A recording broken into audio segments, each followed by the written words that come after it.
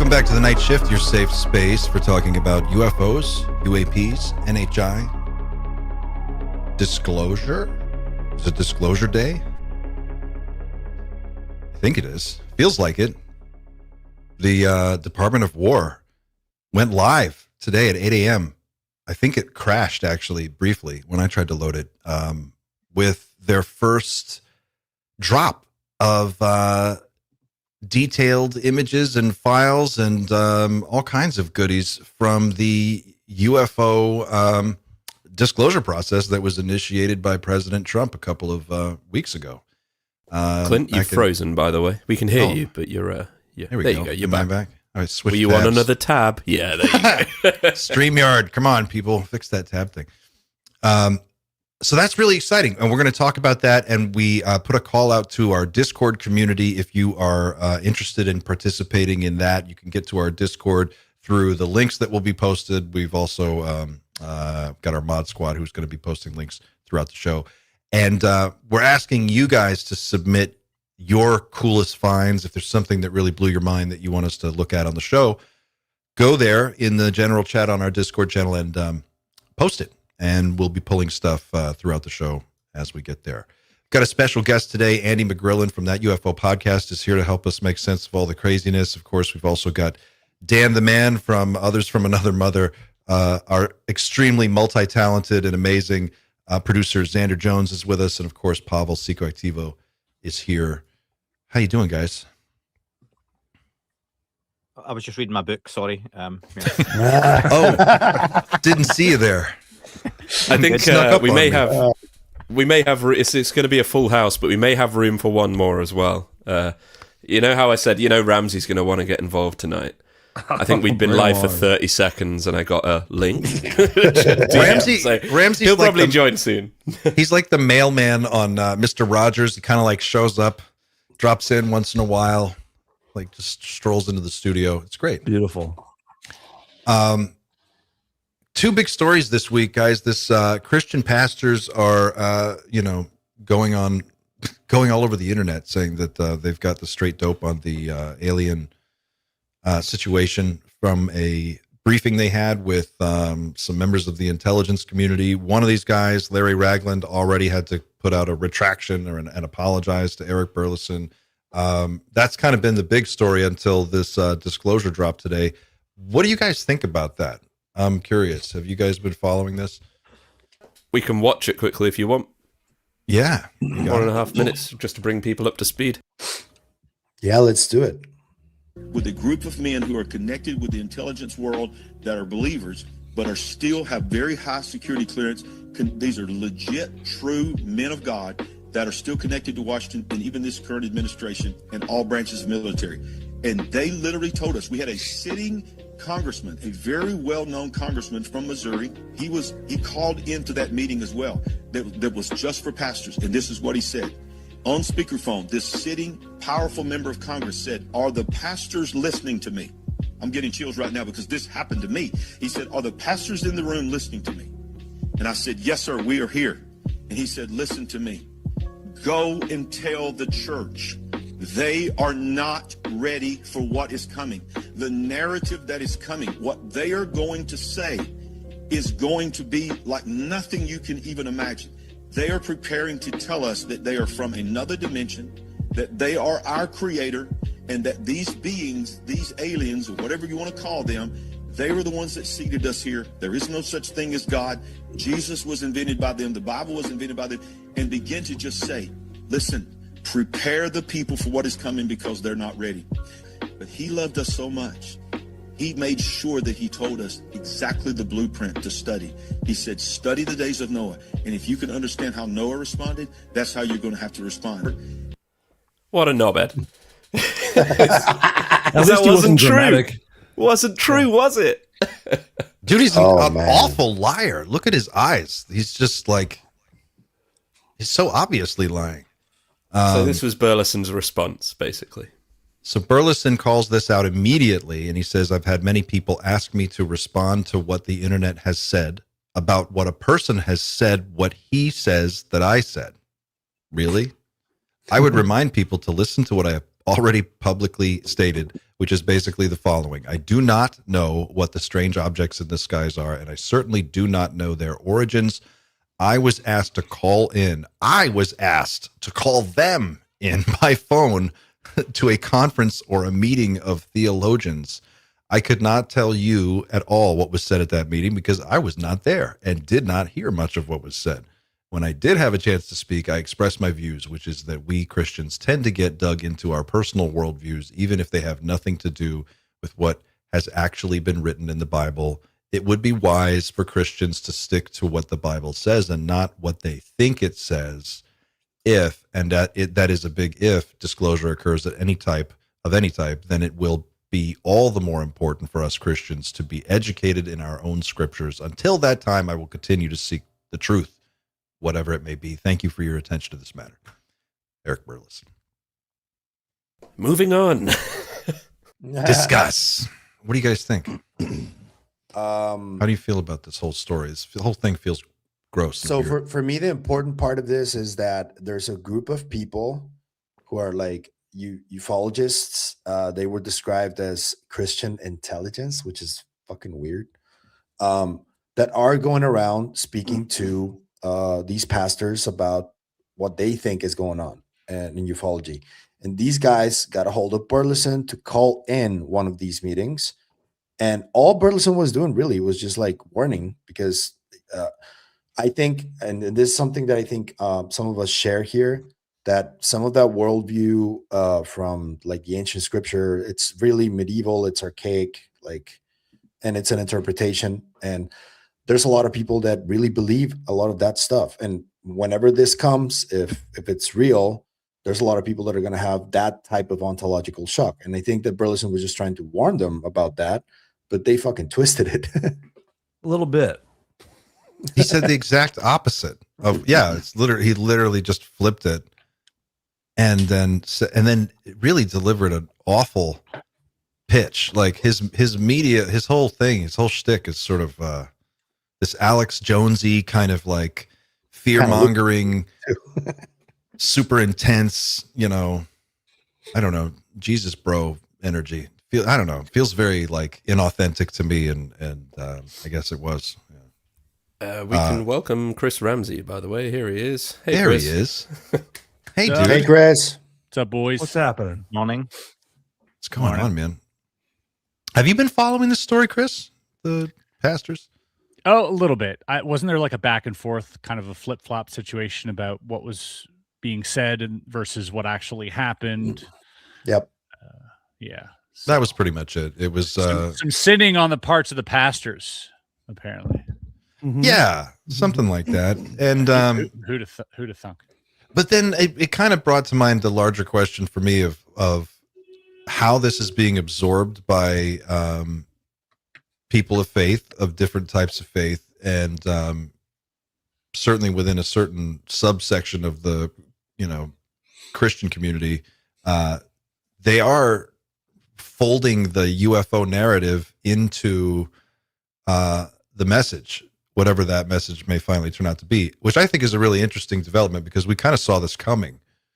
But it also feels really weird and inauthentic because I'm watching some of this content these guys are putting out and they don't know anything about the phenomenon. And you can see them trying to catch up in real time. And they're trying to like fold their own language around what we know is happening to make it work for their audience, or maybe it's just the way that they're processing it. But it was just weird watching it. It's like watching someone from 15 years ago catch up. Well, we should get used to that. We're going to be seeing a lot of that, I think. I think you're right. Yeah. It's like it's kind of like every time a great scientific discovery was ever made, I feel like that's what happened to the church. They were like, hold on, might be demons. Might be demons.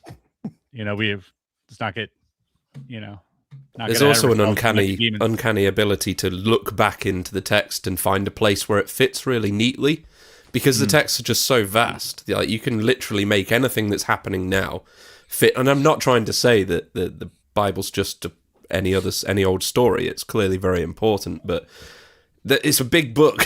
Like, there's a lot of things that can happen that will fit with a lot of stuff that book said. And it's only one book. there's a great author, Artie Sixkiller Clark. She's an indigenous researcher who collected the stories of indigenous people across America of various different tribes and their encounters with NHI and UAP. And not only did she collected their historical accounts, and then she also did another book, I think it was called Space Age Indians, where she talked to people who are still living and had experiences. And what they described is a completely different type of a relationship with these beings that goes back thousands of years. And in most cases, they have a teacher-student relationship. It's very holistic. Their worldview is sort of automatically, it incorporates this hierarchy of types of beings in a much more friendly way. And then watching, I'm from the South, and I know a lot of guys that are very much like these pastors. I used to have a client who was just fucking like one of these guys. It drove me insane. But watching them try to like find a way to shoehorn all this into a message that basically resonates with a lot of fear, I think that's really interesting if you see the other side of it. I think it's also kind of necessary. You think so?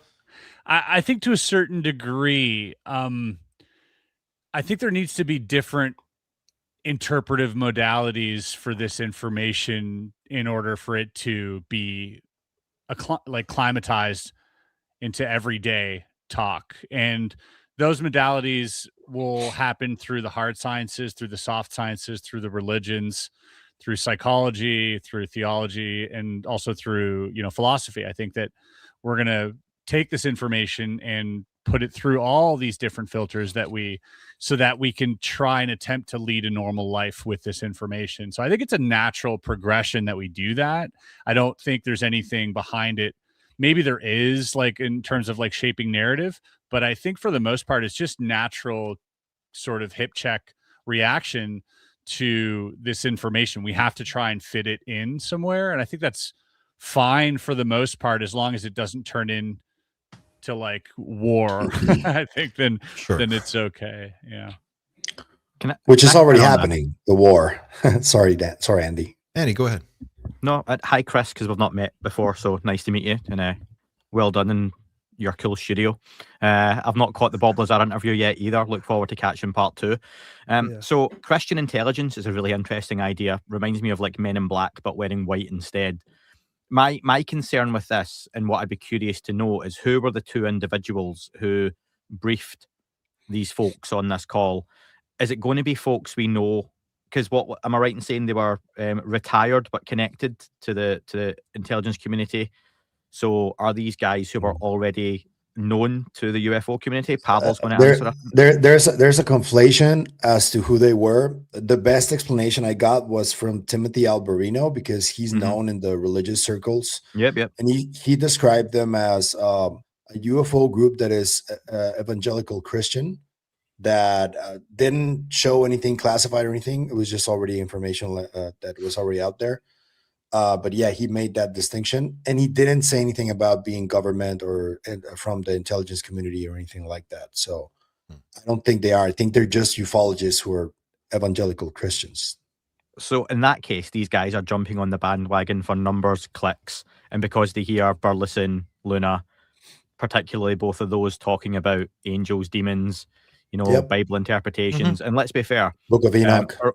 I'm praising Luna for a lot of the work she's done in this topic, pushing it forward.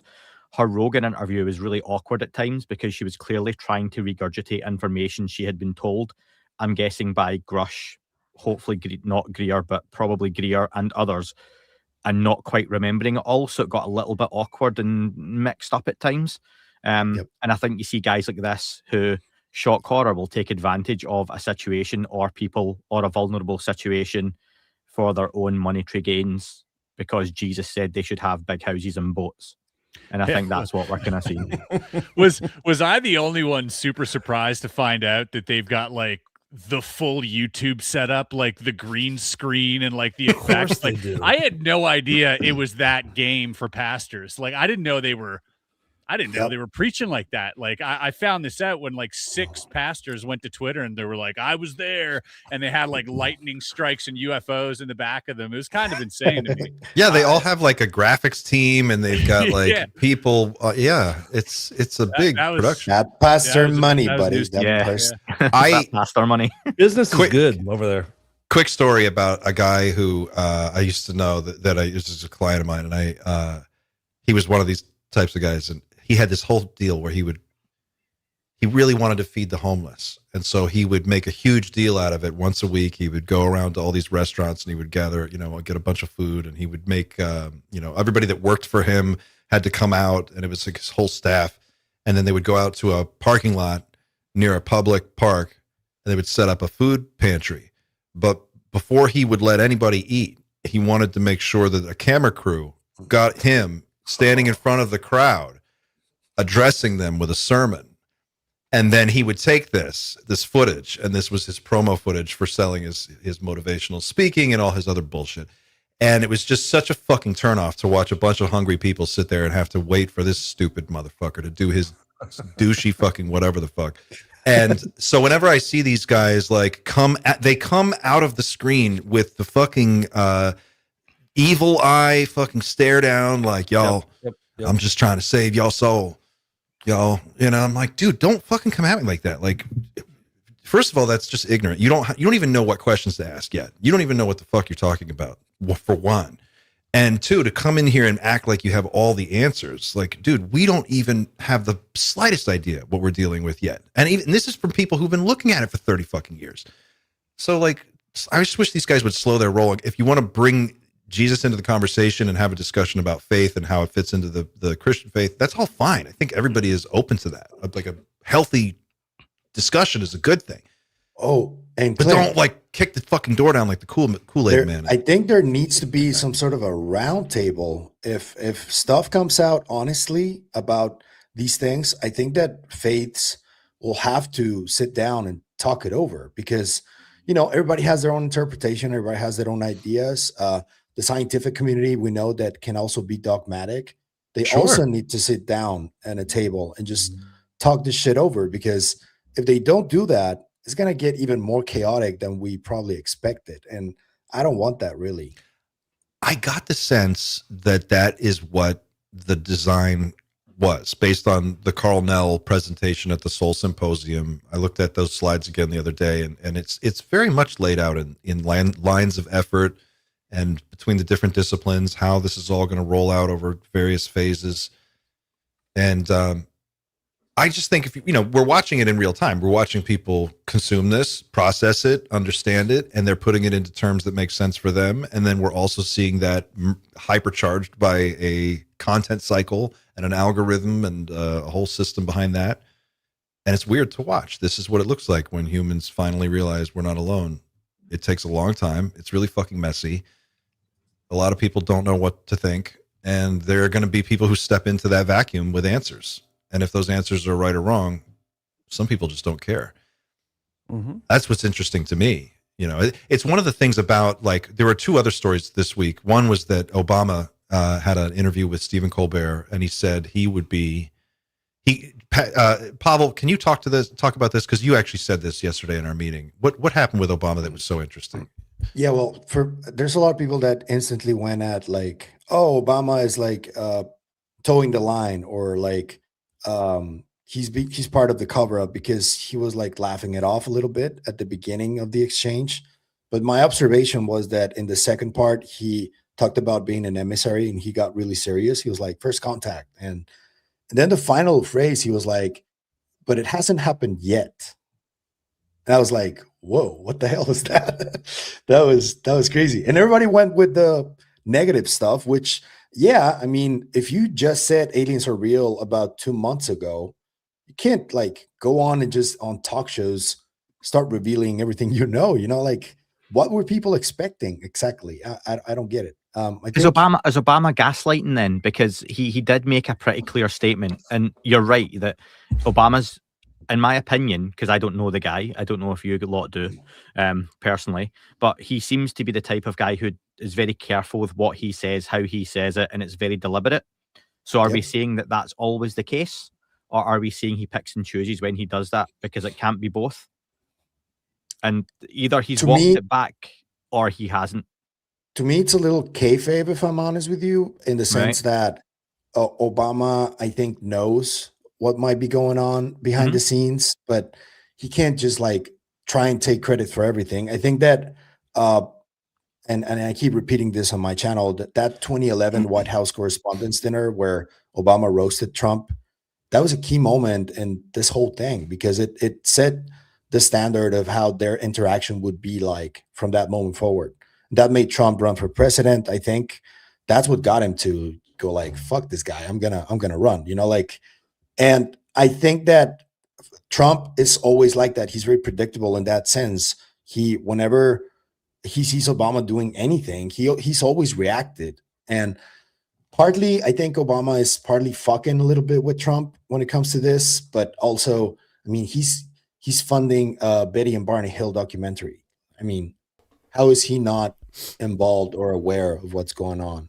I just want to play this clip because I think this is the most honest answer we've had from Obama regarding what he might know, and it's obviously a non-answer. The one from James Corden too, I though. love this clip, though. This is the good one. This is where he, this is where he's saying as much as he can.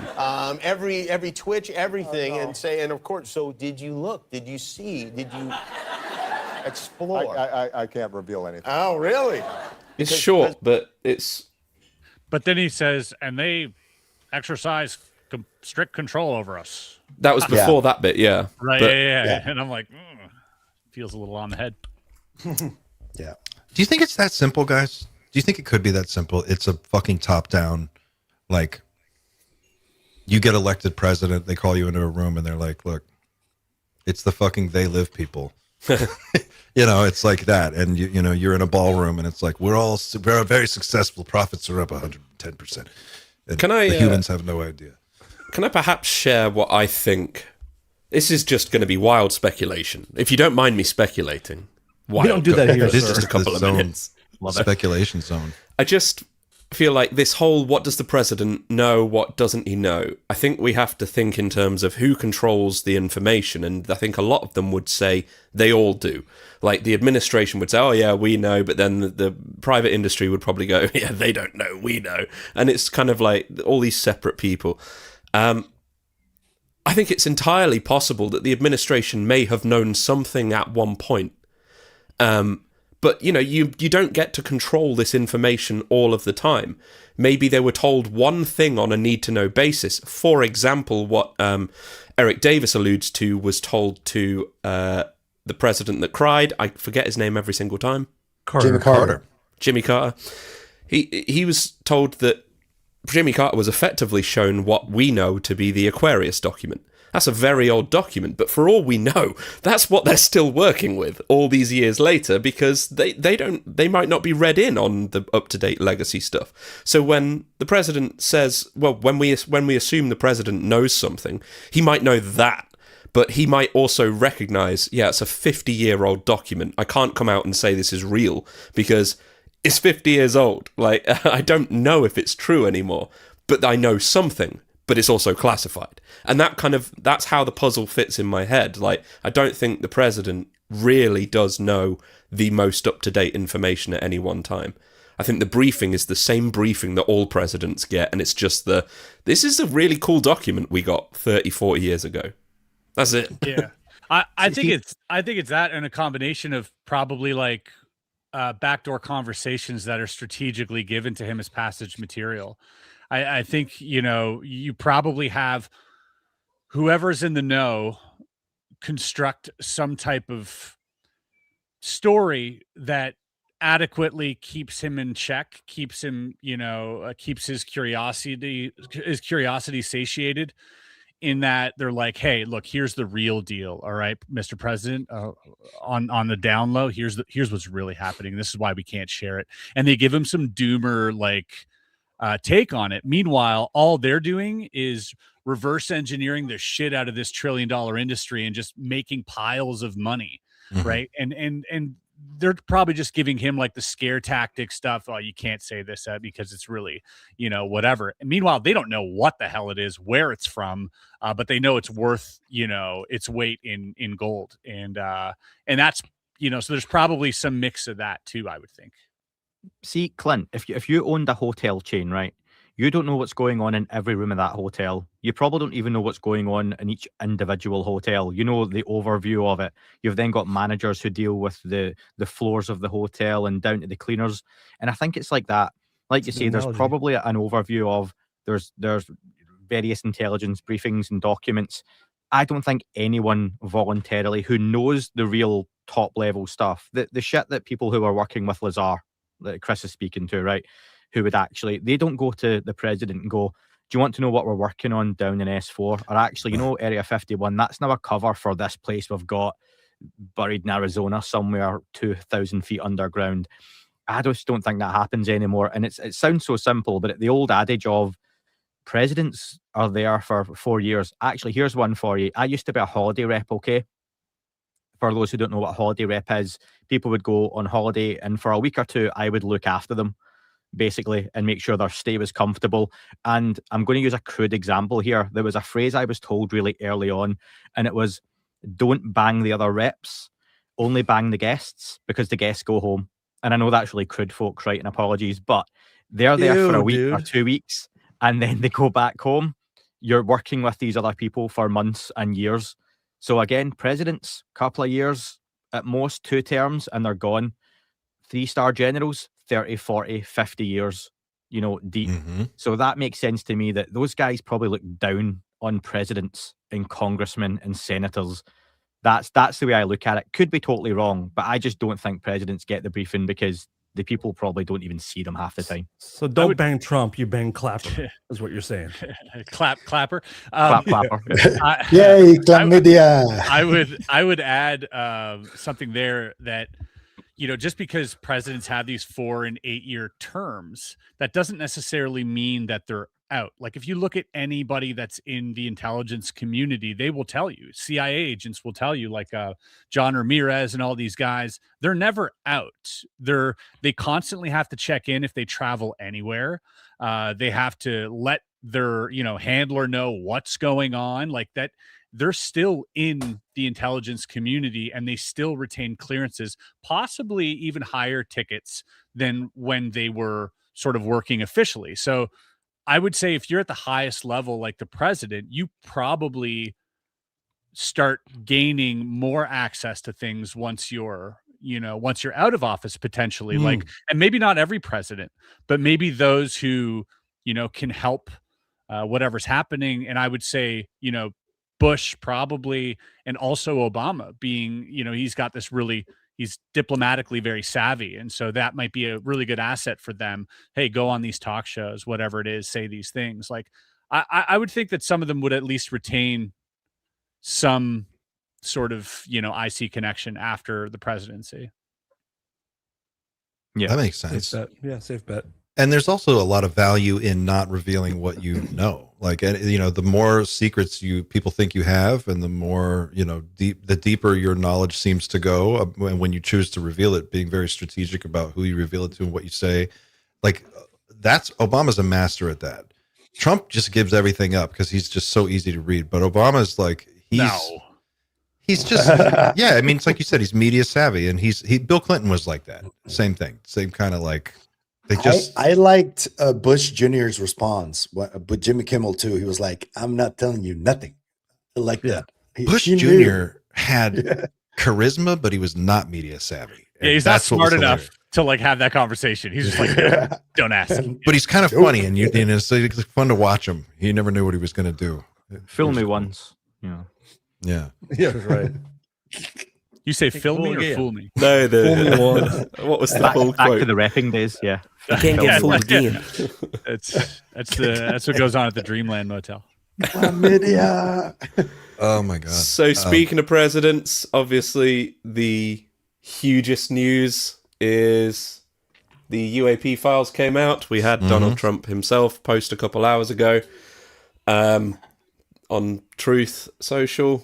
I'll read this, Clint. Don't worry. Go right ahead. I know you don't want to. But you have to do it in the Dreamland voice, though.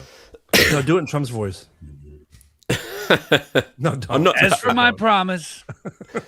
As for my promise to you, the Department of War has released the first tranche of UFO/UAP files to the public for their review and study. In an effort for complete and maximum transparency, it was my honour to direct my administration to identify and provide government files related to alien and extraterrestrial life, unidentified aerial phenomena, and unidentified flying objects. Whereas previous this is the thing, just leave them alone.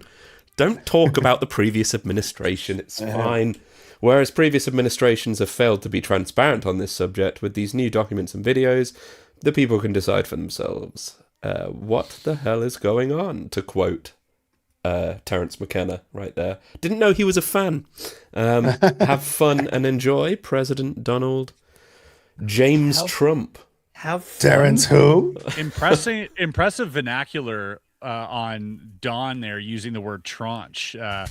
By the way, he's never heard that word before in his life. We all know that. Someone's that is like, wild that he let that one slide. Oh, how do you I spell just it lost again? 30% of subs. Disregard for capital letters there as well on that message. The capital letters are thrown in like so spuriously. It's fantastic. I wonder if it spells something out. Do you think if you look back on that message and you read all the capital letters, it's like aliens are real, I've been lying to you? Spells let's just go through that, guys. Like, how do you feel about? I mean, the first obvious thing that jumps to mind is you're not going to tell us anything. You're just going to let people decide for themselves. Well, is that really fucking helpful? That's not leadership. That's not just throwing a bunch of photos out the back of a fucking moving car so that we don't think about the other shit that's going on. This is like the Joker throwing money at the parade in Batman. You know what I mean? Just it's like screaming transparency.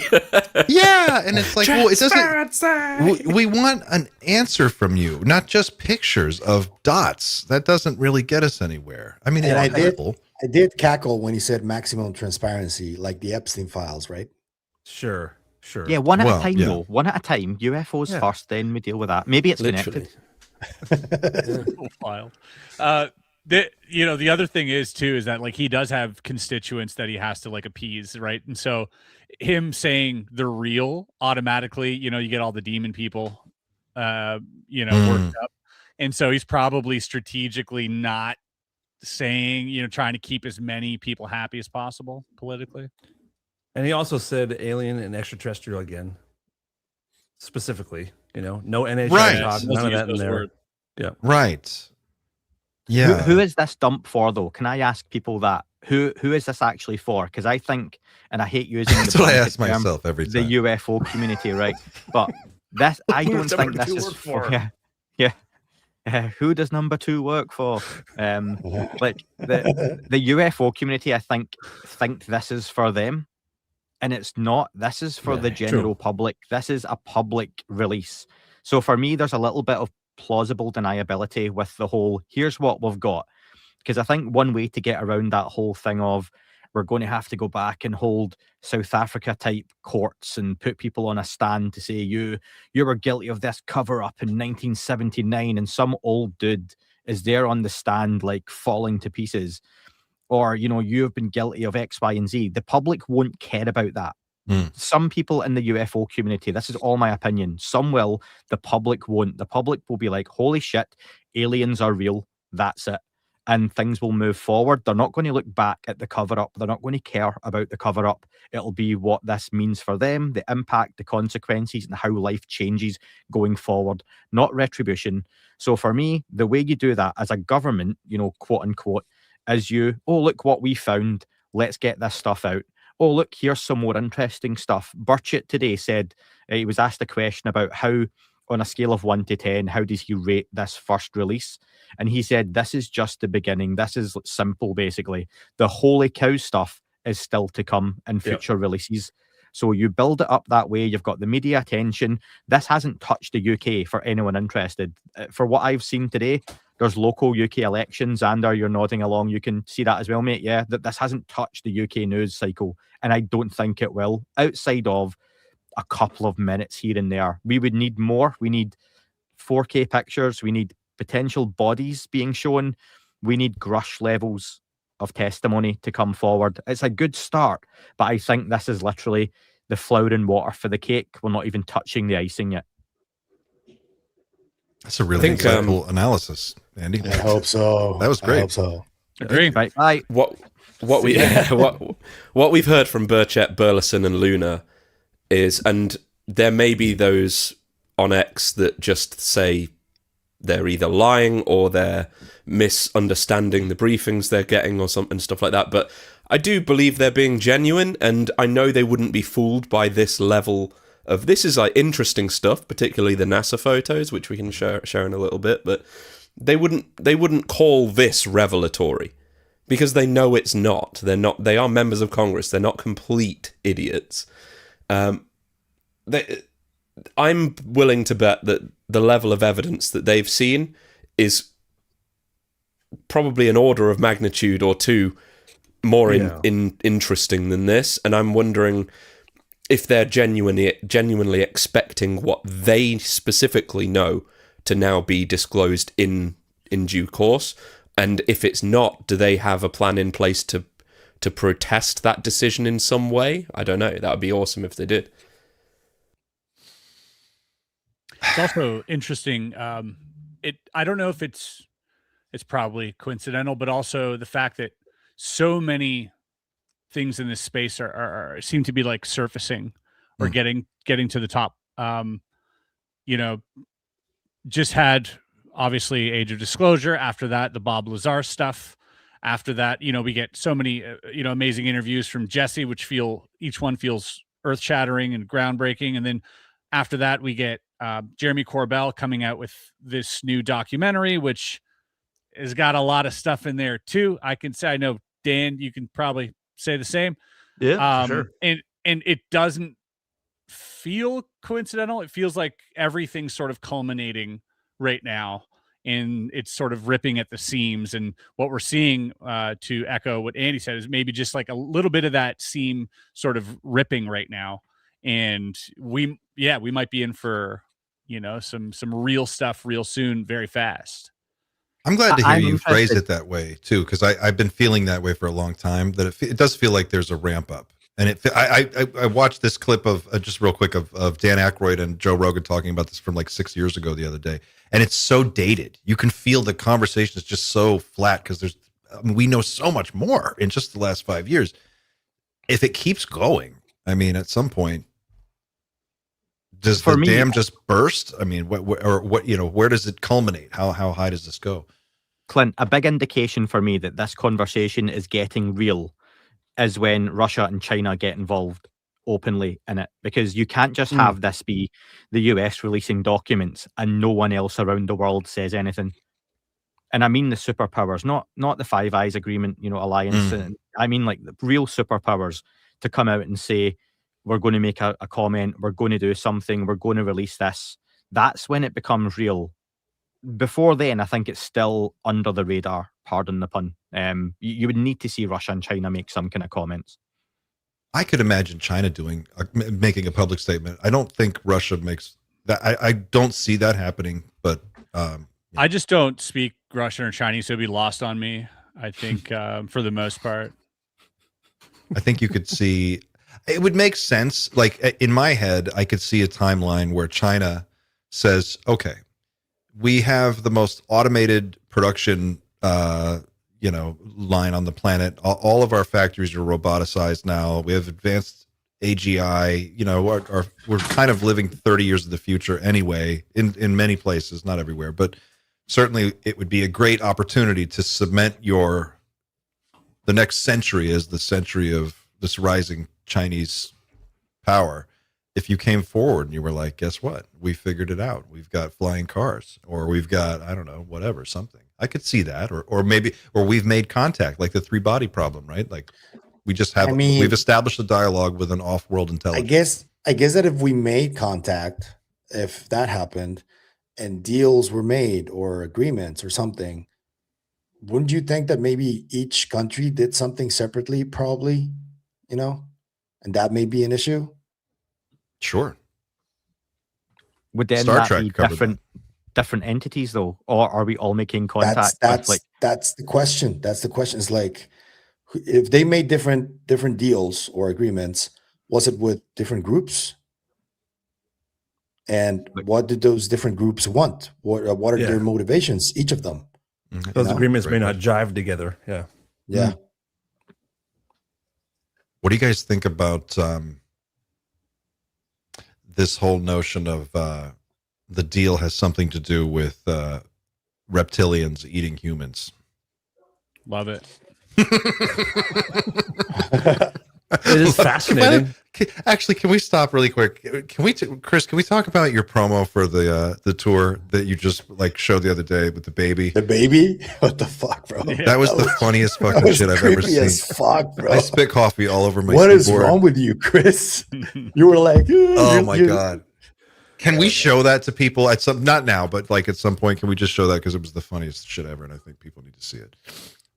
I think it's good to have fun. I like injecting a bit of whimsy into this topic, especially on a Doomer Friday. Yeah. It looks so good. I was like, oh my god, how did he do it? So we know that we're going to have more tranches released in the coming weeks and months. Okay. They're not telling us what to think about it. We're going to think about it and come to our own conclusions, I guess. Do you think there's a connection between that and this idea of like creating this whole sub conversation about demons? You know, that seems to be as all of this other stuff moves forward, that seems to be gaining more momentum. Do you think there's something going on there? That doesn't translate again outside the US for a lot of people. Really? Like in the UK, that conversation will not float. Again, I'll ask Xander to come in there, but if you come to the UK and talk about demons and angels, people will laugh at you regardless of who you are. Xander, you just said that, right? Dude. We love who was the...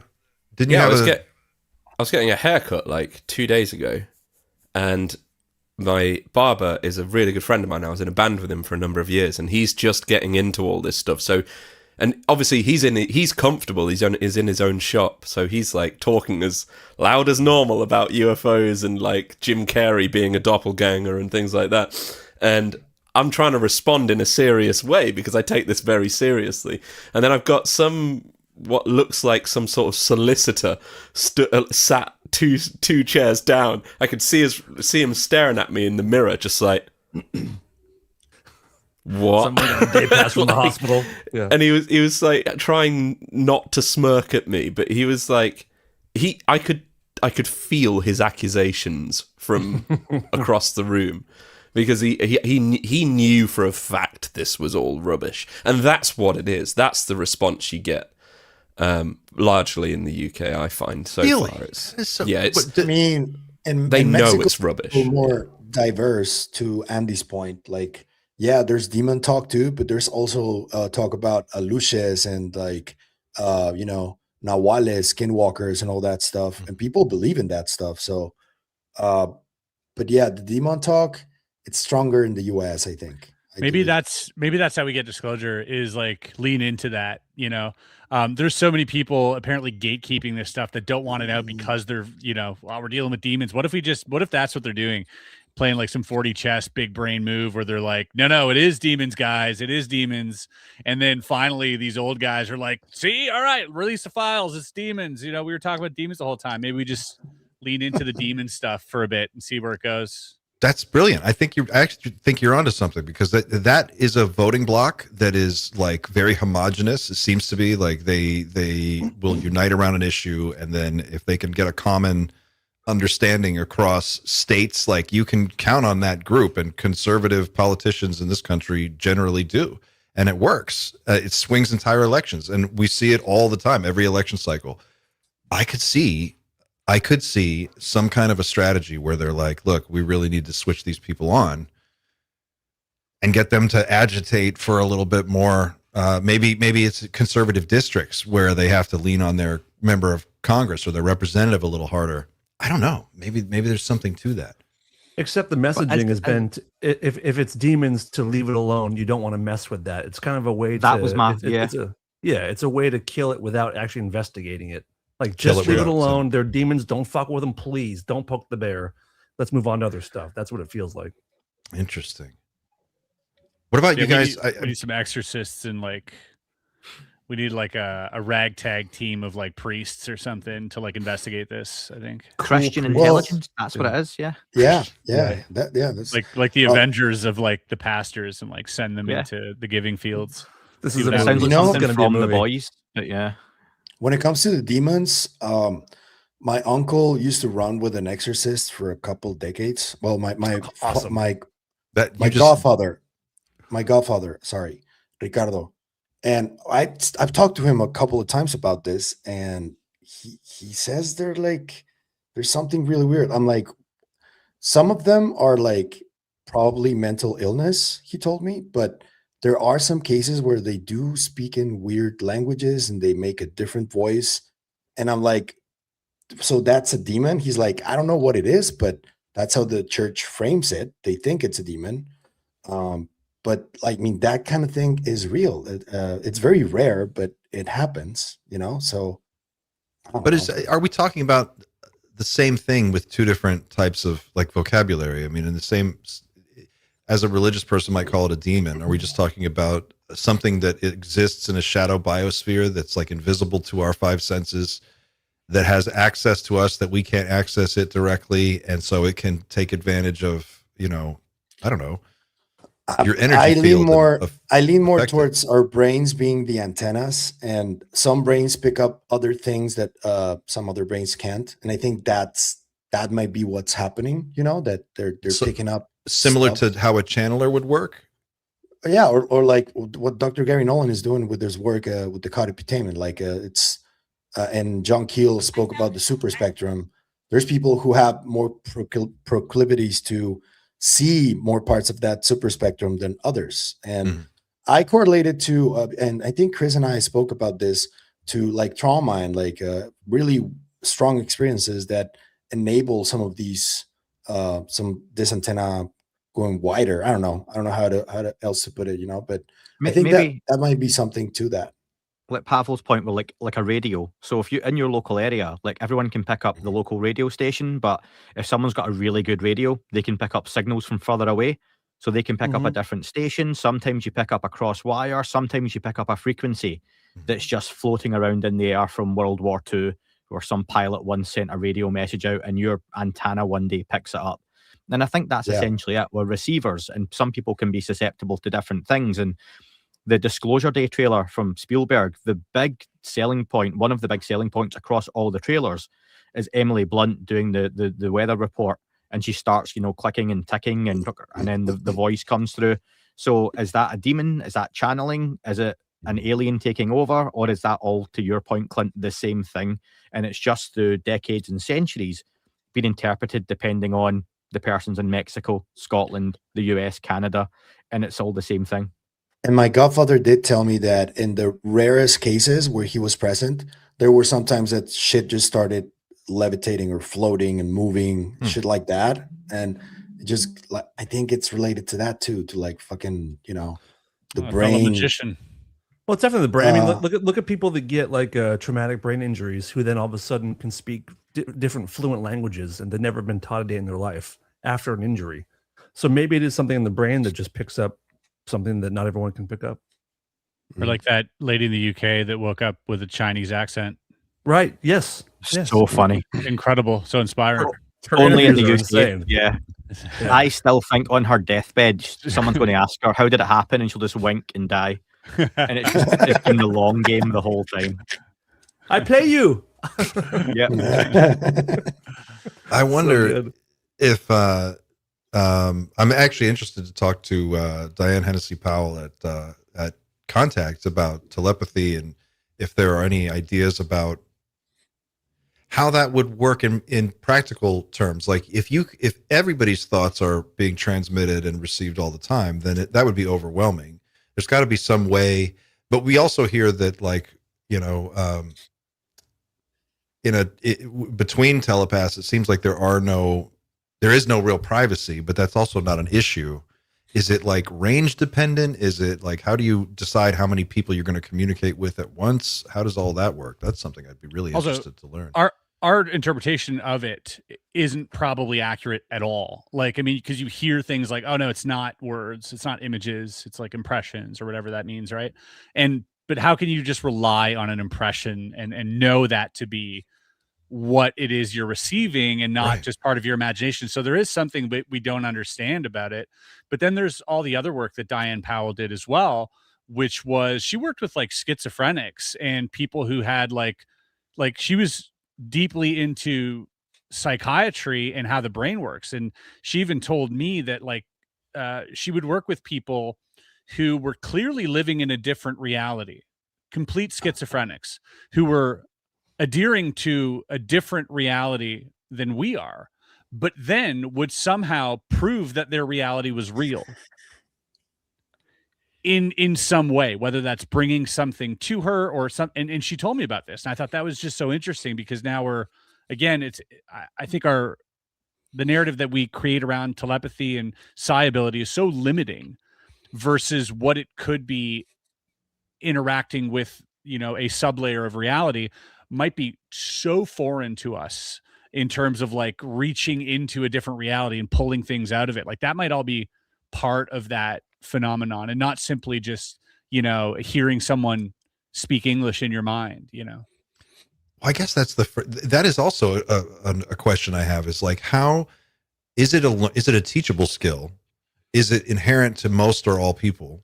Is it something that biologically, you know, everybody's equipped to do, but maybe like everyone's equipped to swim? You won't be an Olympic athlete, not everyone, but we could all swim more or less. And how do you, if you were to teach it, or if you could teach it, how do you teach people how to differentiate between your own internal monologue, your own thoughts and feelings, impressions that just spring forth spontaneously, and when someone is actually directly sending you something that's not you? That's the thing I always have trouble with. It's like, how do these little kids just inherently understand this? Yeah. Has she ever discussed that? Have you guys ever heard her discuss that? Dr. Julia Mossbridge has. She made a recent claim that she thinks that 99% of people can remote view at different levels, but she thinks that. And then there's also the whole genes that Dr. Dean Radin was studying from, that have like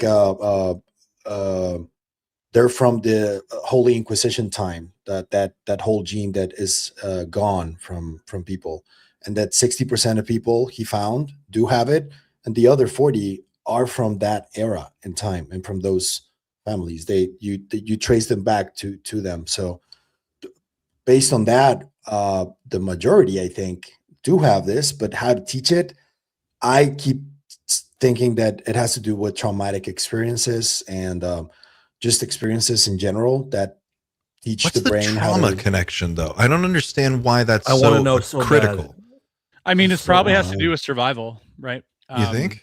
Yeah, like a suppressed survival instinct. So if you're looking to survive, if you're like, let's say, part of the universe, and the universe's goal is to like thrive and conceive and to perpetuate itself, then you have to kind of line up everything on your side to be able to survive. And sometimes that might be just skewing probability in favor of your survival ever so little. And that might be getting a subtle hint of what's about to come. You know, you speak to guys like George St. Pierre, who's, you know, mastered the art of fighting.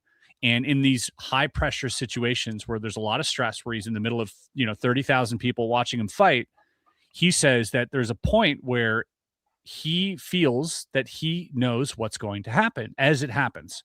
And he doesn't know whether that's deduction from the thousands of hours of practice, or is it precognitive? Like, does he see it just a split second before due to the high stress, due to the fact that like he's got like these instincts to survive? And Joe McMoneagle talks about that as well, that like in the past, these, you know, shamans and everything else, like they would be the most revered of a society because they were the ones to tell you, hey, don't go down that road, you're going to get killed, or dig here for water. So it was always survival dependent, these psi abilities. And over time, they've probably been suppressed and muted and still, you know, exist on a very faint level. And then we look at like the random number generator at the Princeton Psychological Lab, that you can affect through intention these very minor sort of fluctuations, in the standard deviation of this machine. And so again, I think it might be really subtle, and it might have to do, like, the only time you can measure it is when your life is in danger. Because then, or when you're going through a really strong psychedelic experience, for example, sure, which I have. Yep. Might be a similar response, though. Maybe like similar, yeah, exactly. Overload the nervous system, and then you can like hard reset into some kind of new. You can reboot into some kind of new. But also, I think you're dying. Right. That's the maybe you have to be convinced you're going to die. When you have these ego deaths, like you literally think, "Oh my God, I'm dead. I'm dying. What's happening?" But it also sounds like, and sorry, Andy, I don't want to cut you off, but I want to just say this before I forget. One of the things you were just talking about, Chris, it sounds like flow state is almost more important than trauma. Like flow state is where you get that half a second insight just before it happens. I mean, and I think most people do experience that at some point or another, right? That comes with coherence, I think. Coherence. Like meditating coherence? Like, what do you mean? Or being able to affect what's about to happen. Sure. In like, because again, if you look at the random number generator, it's not predictive. It seems like we're affecting reality. We're affecting physical reality through the non-physical, and on a very small scale, but perhaps in certain states of mind or in certain circumstances, you're able to do that. You know that idea, Clint, when you're in that flow state stuff is exactly what I was thinking. When you choose to be here, if that's how this comes around, that your consciousness decides you want this human experience or whatever it may be, okay? I like that idea that you're a part of an ocean and you take a cup of water out and you go round and explore the earth for 80 years, then you throw the water back in the ocean and become part of it again. Maybe it's like when you come here, you close a door behind you, you forget everything, you forget what you're a part of, you have this human experience. This trauma, these events, psychedelics, they open the door and it never fully closes again. And I think that's where maybe some of these people get these, whether it's near-death experiences, even, for example, they seem susceptible to these events happening because the door to whatever is on the other side never fully closed, and it just allows them to have that peek through. And I've always kind of liked that interpretation of it. Or maybe it's like that 5 minute mile or whatever it was, where like once you do it, you can't not do it. Like, and then you know what I mean? It's kind of built into you. Yeah. So I want to ask Sander, what's like the better video that came out today in the files? Let's get into it. You think is the best one? Like it was good to see the video that sort of clarifies Corbell's image from 2 years ago, the chandelier video. I'm sure I have that prepared somewhere.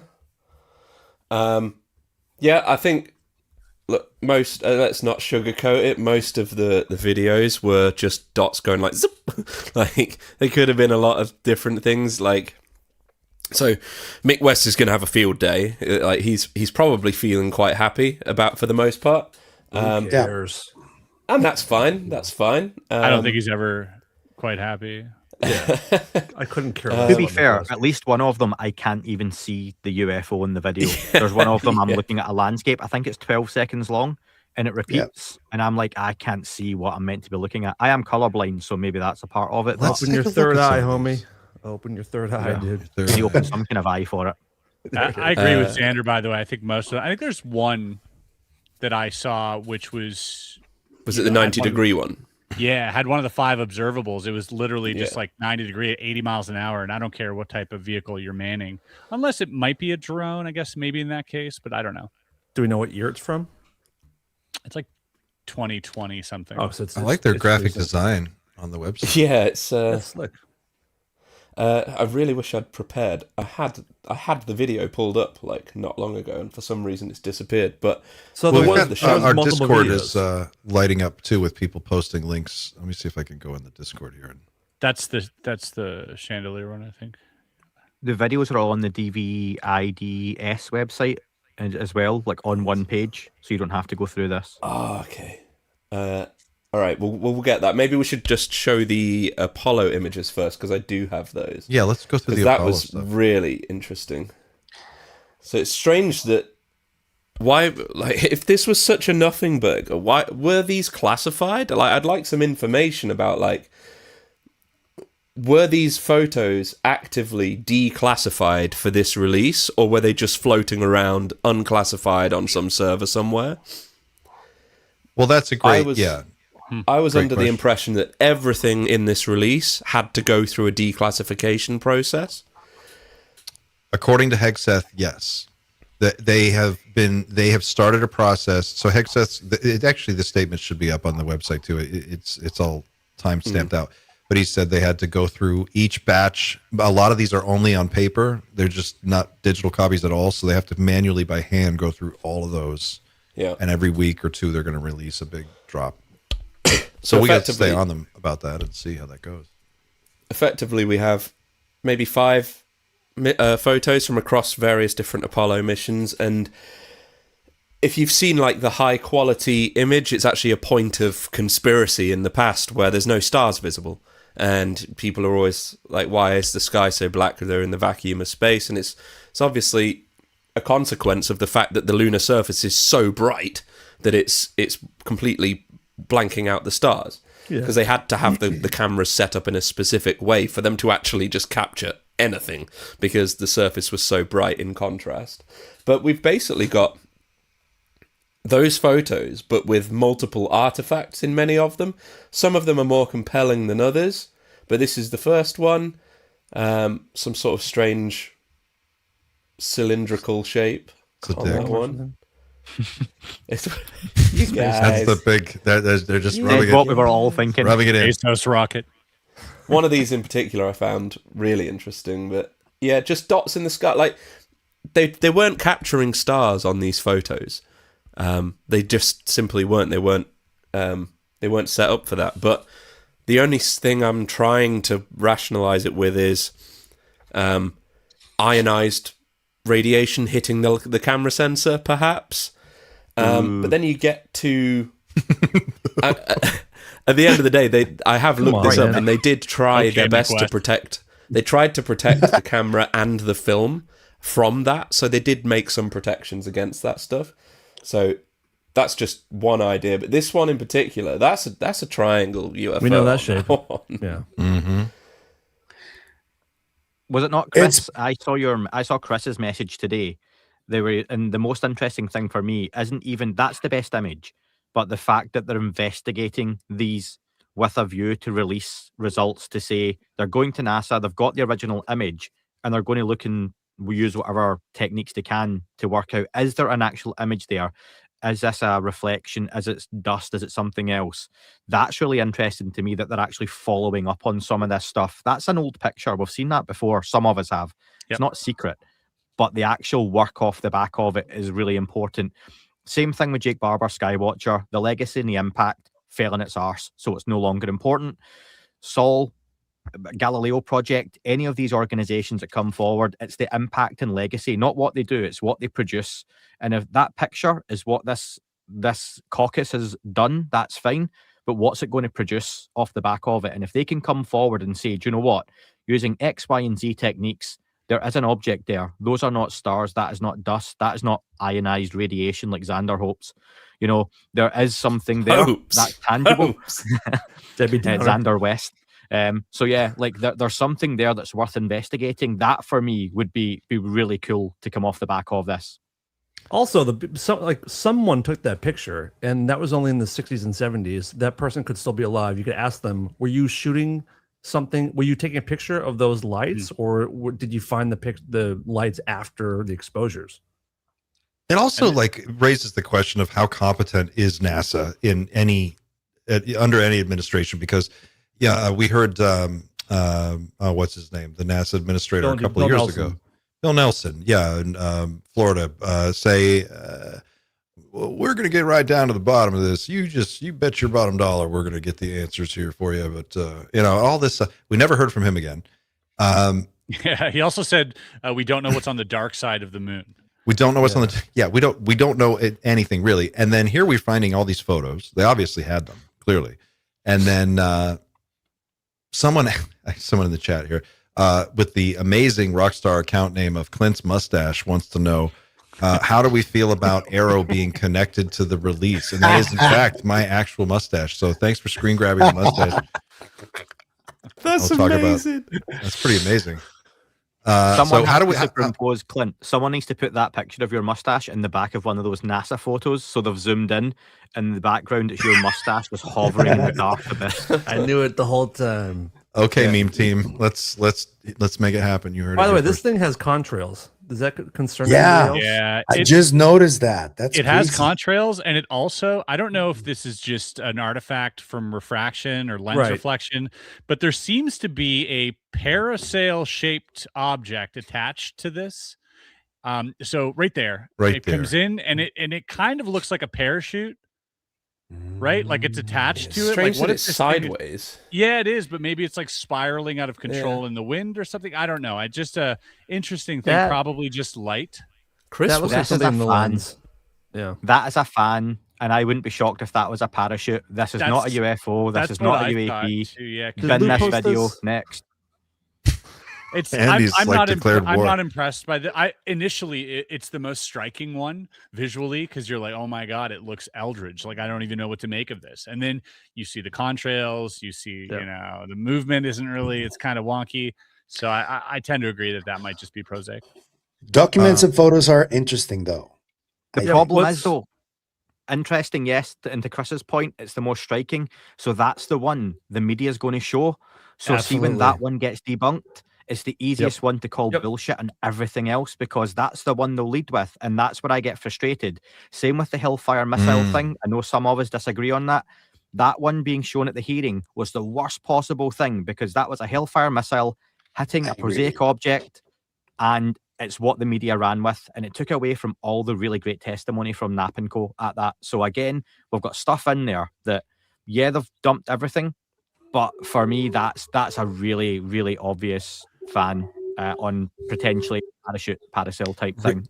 Real fast, guys. I'm sorry to cut you off, Andy. I just want to drop this before we get too much farther along in the show. We have blown away our record, guys. We're almost at 3,000 live viewers right now. This is unbelievable. So huge shout out to everybody that's here participating in this amazing conversation with our panel. If you really want to be cool, do us all a favor and like this stream, hit the like button, and also wherever you're streaming it, whether it's through this channel or through one of our other restreams that we're restreaming it across all of our channels, please, if you're not already a subscriber or a follower, subscribe, follow, support this community of creators. We are all trying to cover this in the best possible way that we know how.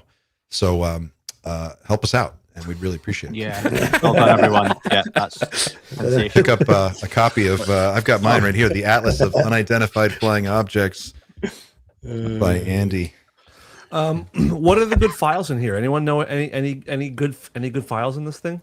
Yes. Can I read one to you real quick? It's really short. I'm gonna get up and get a beer, and I'll be right back, guys. Oh, that's a good idea, actually. So. Do we wait for Clint or should I read it? No. Dude, it's better without him. Just go. It says a few witnesses have reported seeing crewmen who had landed from the objects who are described as 3.5 to 4 feet tall, wearing what appear to be spacesuits and helmets.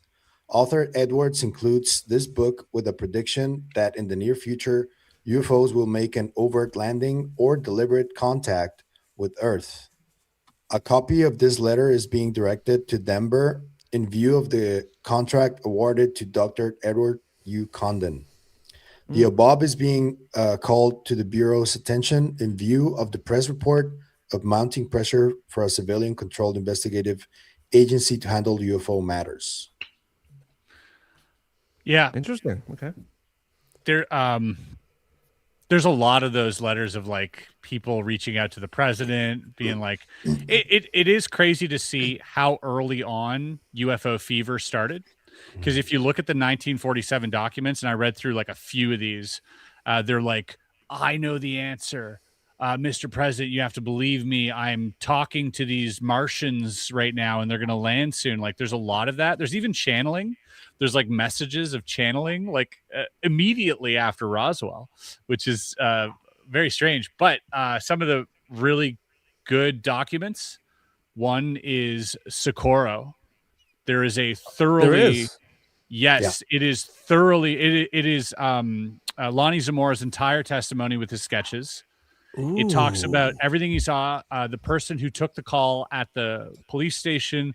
There's his testimony as well, and then there is Kenneth Arnold's entire statement and testimony, but also four other people around the same time, Kenneth Arnold, and two of which were also pilots, one of them Air Force, I think, who also witnessed flying saucers at that time.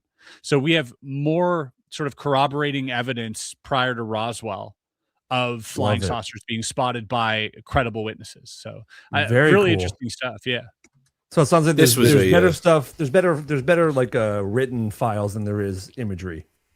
There seems to be a lot of BS in there too.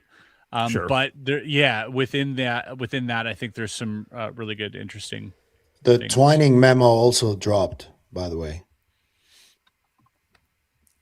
What do you mean? We've had that one. We've had that forever. Yeah, but like just finally see it right here. Cool. You know, okay. It dropped. So this was a Department of War document. This one was. I know what you're talking about, Chris, is mainly the FBI and stuff getting letters from a lot of the time, a lot of crackpots and things like that. I don't know how the Department of War works in terms of how it treats received mail and things like that.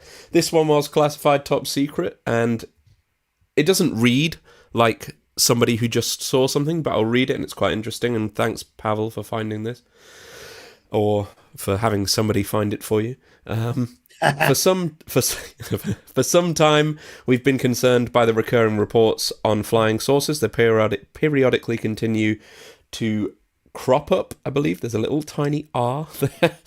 During the last week, one was observed hovering over Newbyberg Air Base for about 30 minutes. They've been reported by so many sources and from such a variety of places that we are convinced that they cannot be disregarded and must be explained on some basis, which is perhaps slightly beyond the scope of our present intelligence thinking. Then it says, when officers from this directorate, which is interesting, recently visited the Swedish Air Intelligence Service, this question was put to the Swedes.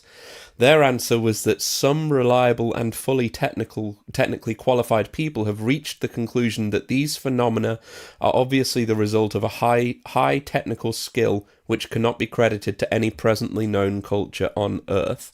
Wow. They are therefore assuming that these objects originate from some previously unknown or unidentified technology, possibly outside Earth. One of these objects was observed by a Swedish technical expert near his home on the edge of a lake. The object crashed or landed in the lake, and he carefully noted its azimuth from his point of observation. Swedish intelligence was sufficiently confident in his observation that a naval salvage team was sent to the lake. Operations were underway during the visit of USAF officers. So I'm reading that Air Force officers were there when the divers were there. Divers had discovered a previously uncharted crater on the floor of the lake. No further information is available, but we've been promised knowledge of the results. In their opinion, the observation was reliable, and they believe that the depression on the floor of the lake, which did not appear on current hydrographic charts, was in fact caused by a flying saucer. That's a cool dark. I like that stuff. Awesome.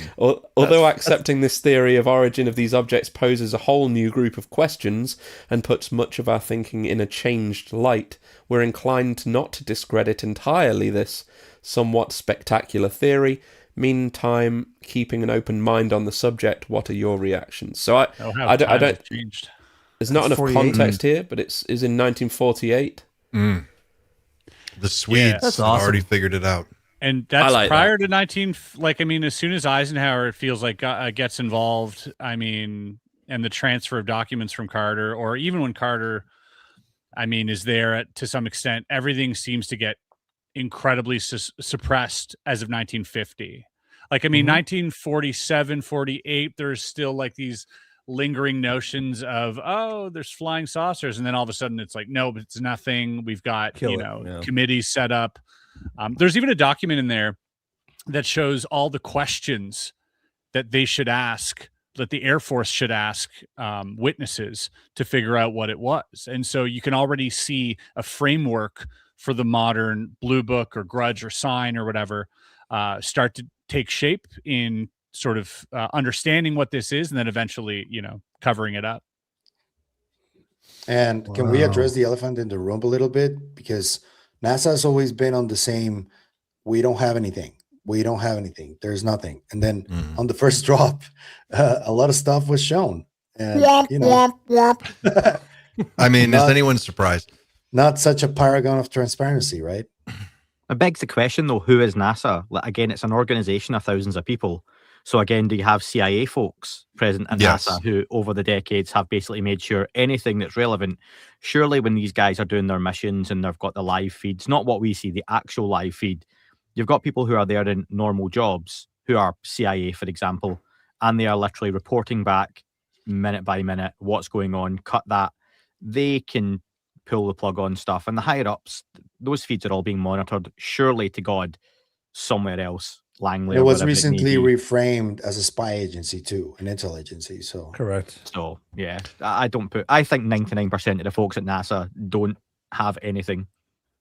What do you make of the of course there's the Gary McKinnon NASA hack, and then there's the accounts of what were their names, the people who worked in the photo labs that claimed they were airbrushing. I mean, they're what those guys were saying is not small stuff at all. Like huge ships, clear as day. Is if we're getting this stuff now, is what Gary McKinnon talked about 30 years ago still in there somewhere, and maybe to be released, or some piece of that possibly comes out? I'd drop that picture and I'd do like the 90s computer thing. Oh, the loading. Yep. That's how I would drop it. The same one. Did you guys ever hear about the Gemini 11 sighting? Yep. The photo? The Ed Wilson sort of lithograph that was I have a book covering that, and it's really interesting. If you look at Gemini 11 UFO, there was a photo that was in the back. So some guy, Ed Wilson, bought a ton of stuff off of I don't even know if it was Ed Wilson. Regardless, Simpkinson Archive, exactly.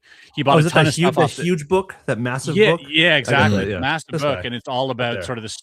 Yes, exactly. Well, if you want to show just the cover of it, you can see. Doesn't Travis Taylor? Didn't he co-write that one? He did. Leslie Kane did as well, and so did Kevin Knuth. I don't think they're convinced that it's anything spectacular, but because it says UFO as seen by the Gemini 11. Yeah. And it's very, very clear when you look at it, like, oh, it's a flying saucer.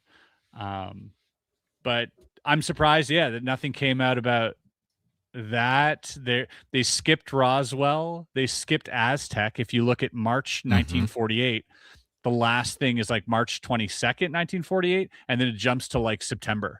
And so there's a giant gap of where Aztec would have happened on March 25th and like all the subsequent sort of, communications. So there is strategically, I think, a lot of things that have been extracted and, not released. And they gave us sort of the surface level stuff, like Andy was saying, like for the general public. Did you guys... What was it Corbell said? Corbell said... He tweeted, didn't he, yesterday? What did he say? Yeah. He said, this is the first of many, and it's deliberately going to ramp up, start off with the lighter stuff, and then hopefully progressively get a bit heavier over time.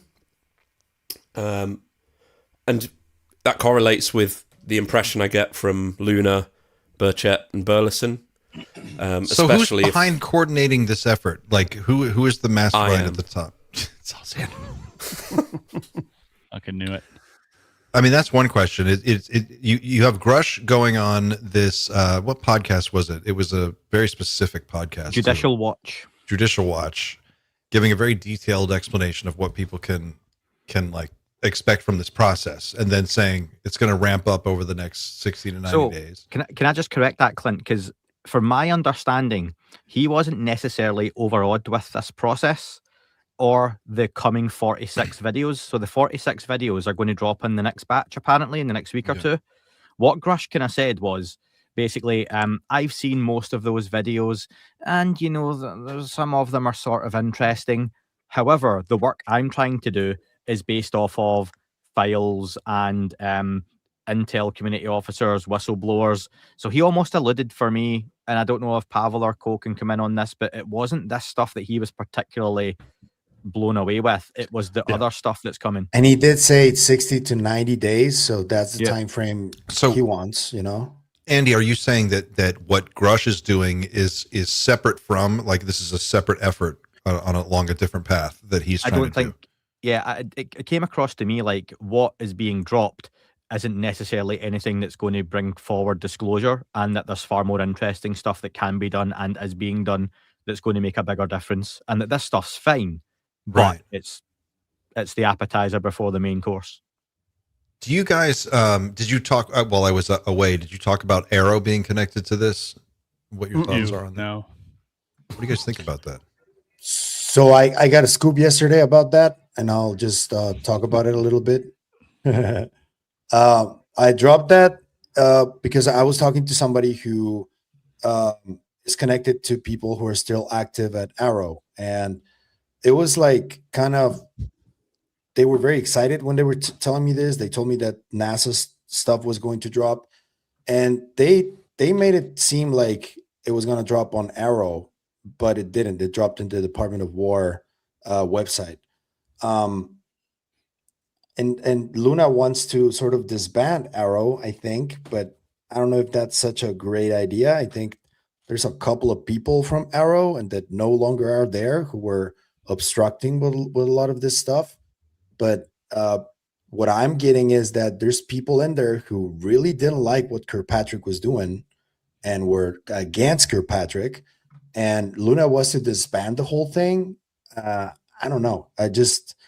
And there's a lot of those videos that came from Arrow, a lot of what was dropped today came from them too. The grainy stuff, of course, but yeah. Right. I get the idea of disbanding it, or at least needs to be renamed or rebranded, because I think we're so soured on the idea of Arrow that something needs to be switched. Would that not be the third or fourth rebranding though? And that's a bit of an issue. Well, maybe it's not a rebrand. Maybe they just need a fucking win, like deliver. Well, yeah. Come out and deliver something for people, and then everybody loves a winner. Once you do that, we'll get behind it and follow it. But for now, they need to earn back, I think, the trust of a lot of people. Yeah, but don't get rid of all the people who were genuinely excited to work in this project and were sort of blue-balled. Don't get rid of those. You can change the name if you want. Who is Arrow being closed down to placate? Is that the UFO community, which is 0.00001% of the US, the general population? The general public don't know who Arrow is.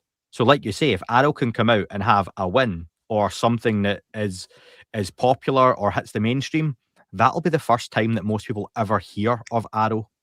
So, yeah, right now Arrow's are nothing other than something the UFO community hates because of Sean Kirkpatrick, who is clearly a liar. And I've messaged him on LinkedIn multiple times. I'm sure many of us have, or spoken to him. The guy's clearly been caught up in multiple lies at this point now. He looks like he can't be fucked discussing UFOs and hates the topic and couldn't wait to be away from it. He was the ideal guy to be the head of that department at that time. Kozlowski, from what I've heard, isn't that guy. And it just always seems like he's cleaning up after the really bad name that Kirkpatrick gave it. It's interesting, though, Andy, that Kirkpatrick is still out there.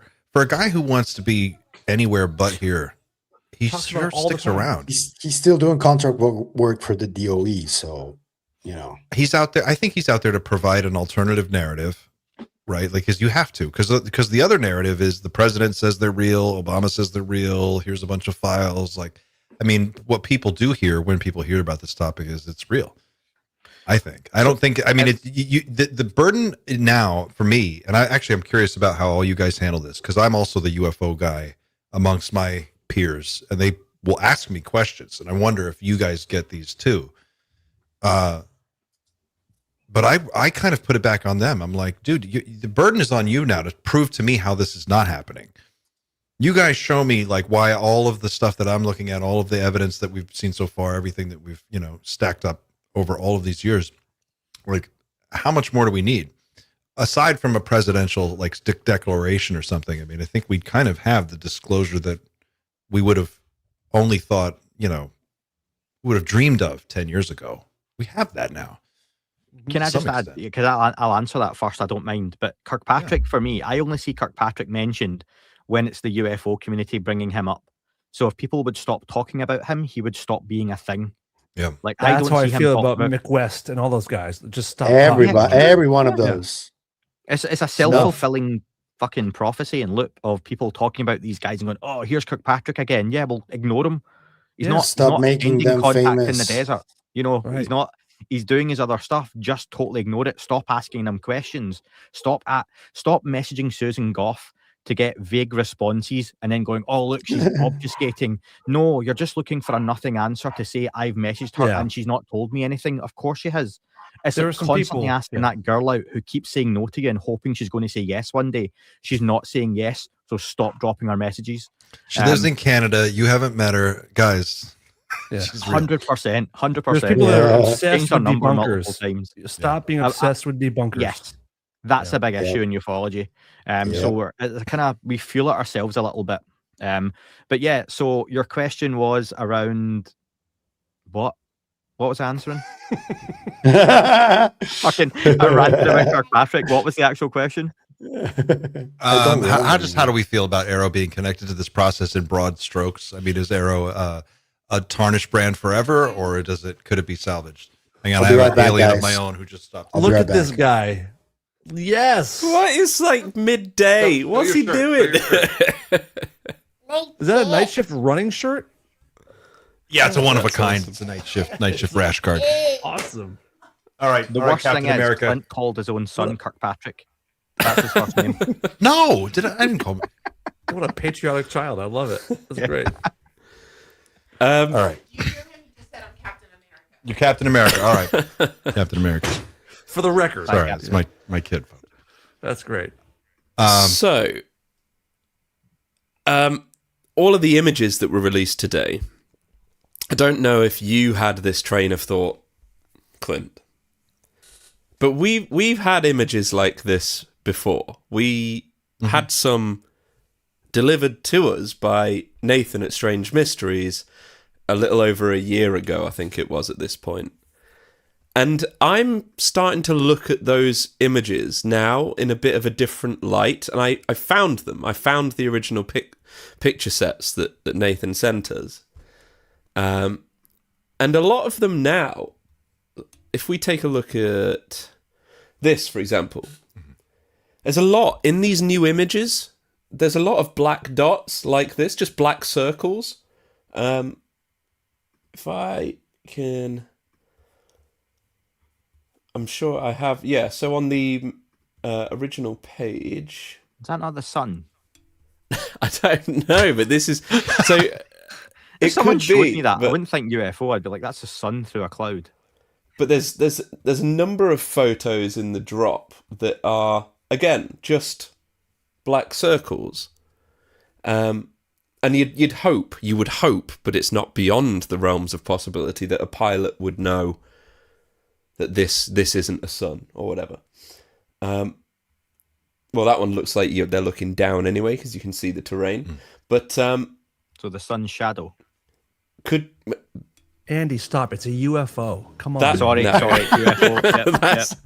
This is the Department of. This is from the release today, by the way, not the picture sets. But if I go back to this one again, and ones like this. I mean, some of the ones in the picture sets were spectacular, and it was this guy was apparently had access go to the next one. This one. This one. There you go. Yeah, I mean, they get spectacular. But my only thought is, if we could verify one of these shittier ones, like this, then it at least gives more authenticity to the more insane ones. Like the trouble is with these that when they did drop, it was literally like right as the AI image generators had gotten really good. That remembered your month. Question. You asked the question about the public and the burden of proof being on them now. Mm-mm. all the pictures Xander just showed us is why it's not. Because if you show those to the public, you are showing them a black dot, a reflection, a sun, a nothing background, and one of them looks likely to be fake. That's not good enough. So it can be interesting to us, but there's a lot of stuff there that's really spurious, and I think Fair. the volume of evidence goes against the UFO community, and I'm including myself in that, because there's too much crap. And like you say, now AI stuff around it, and it takes away from the few. And that's why I sit here sometimes and go, well, is that a fan with a parachute attached to it? Which Xander said himself, I hadn't seen the parachute, right? But now I can't unsee that. And the contrails, for me, it's a better look for the entire UFO subject when people involved in it can sit and say, that's not a UFO, it's a bird, it's a plane, it's Superman, whatever. Because then it does make the genuine stuff far more interesting, and it gives you far more credibility and authenticity to talk about the interesting stuff. Otherwise, everything's a UFO. Like, for me, that looks like a plane turning X-37B for me. I thought that was an X-37B. That's just an aircraft turning towards me. That's all I can see. Yeah. I don't see anything. Like, that's what I'm saying. Like, these photos are awful in terms of like convincing people that there's something there. I wouldn't open with that.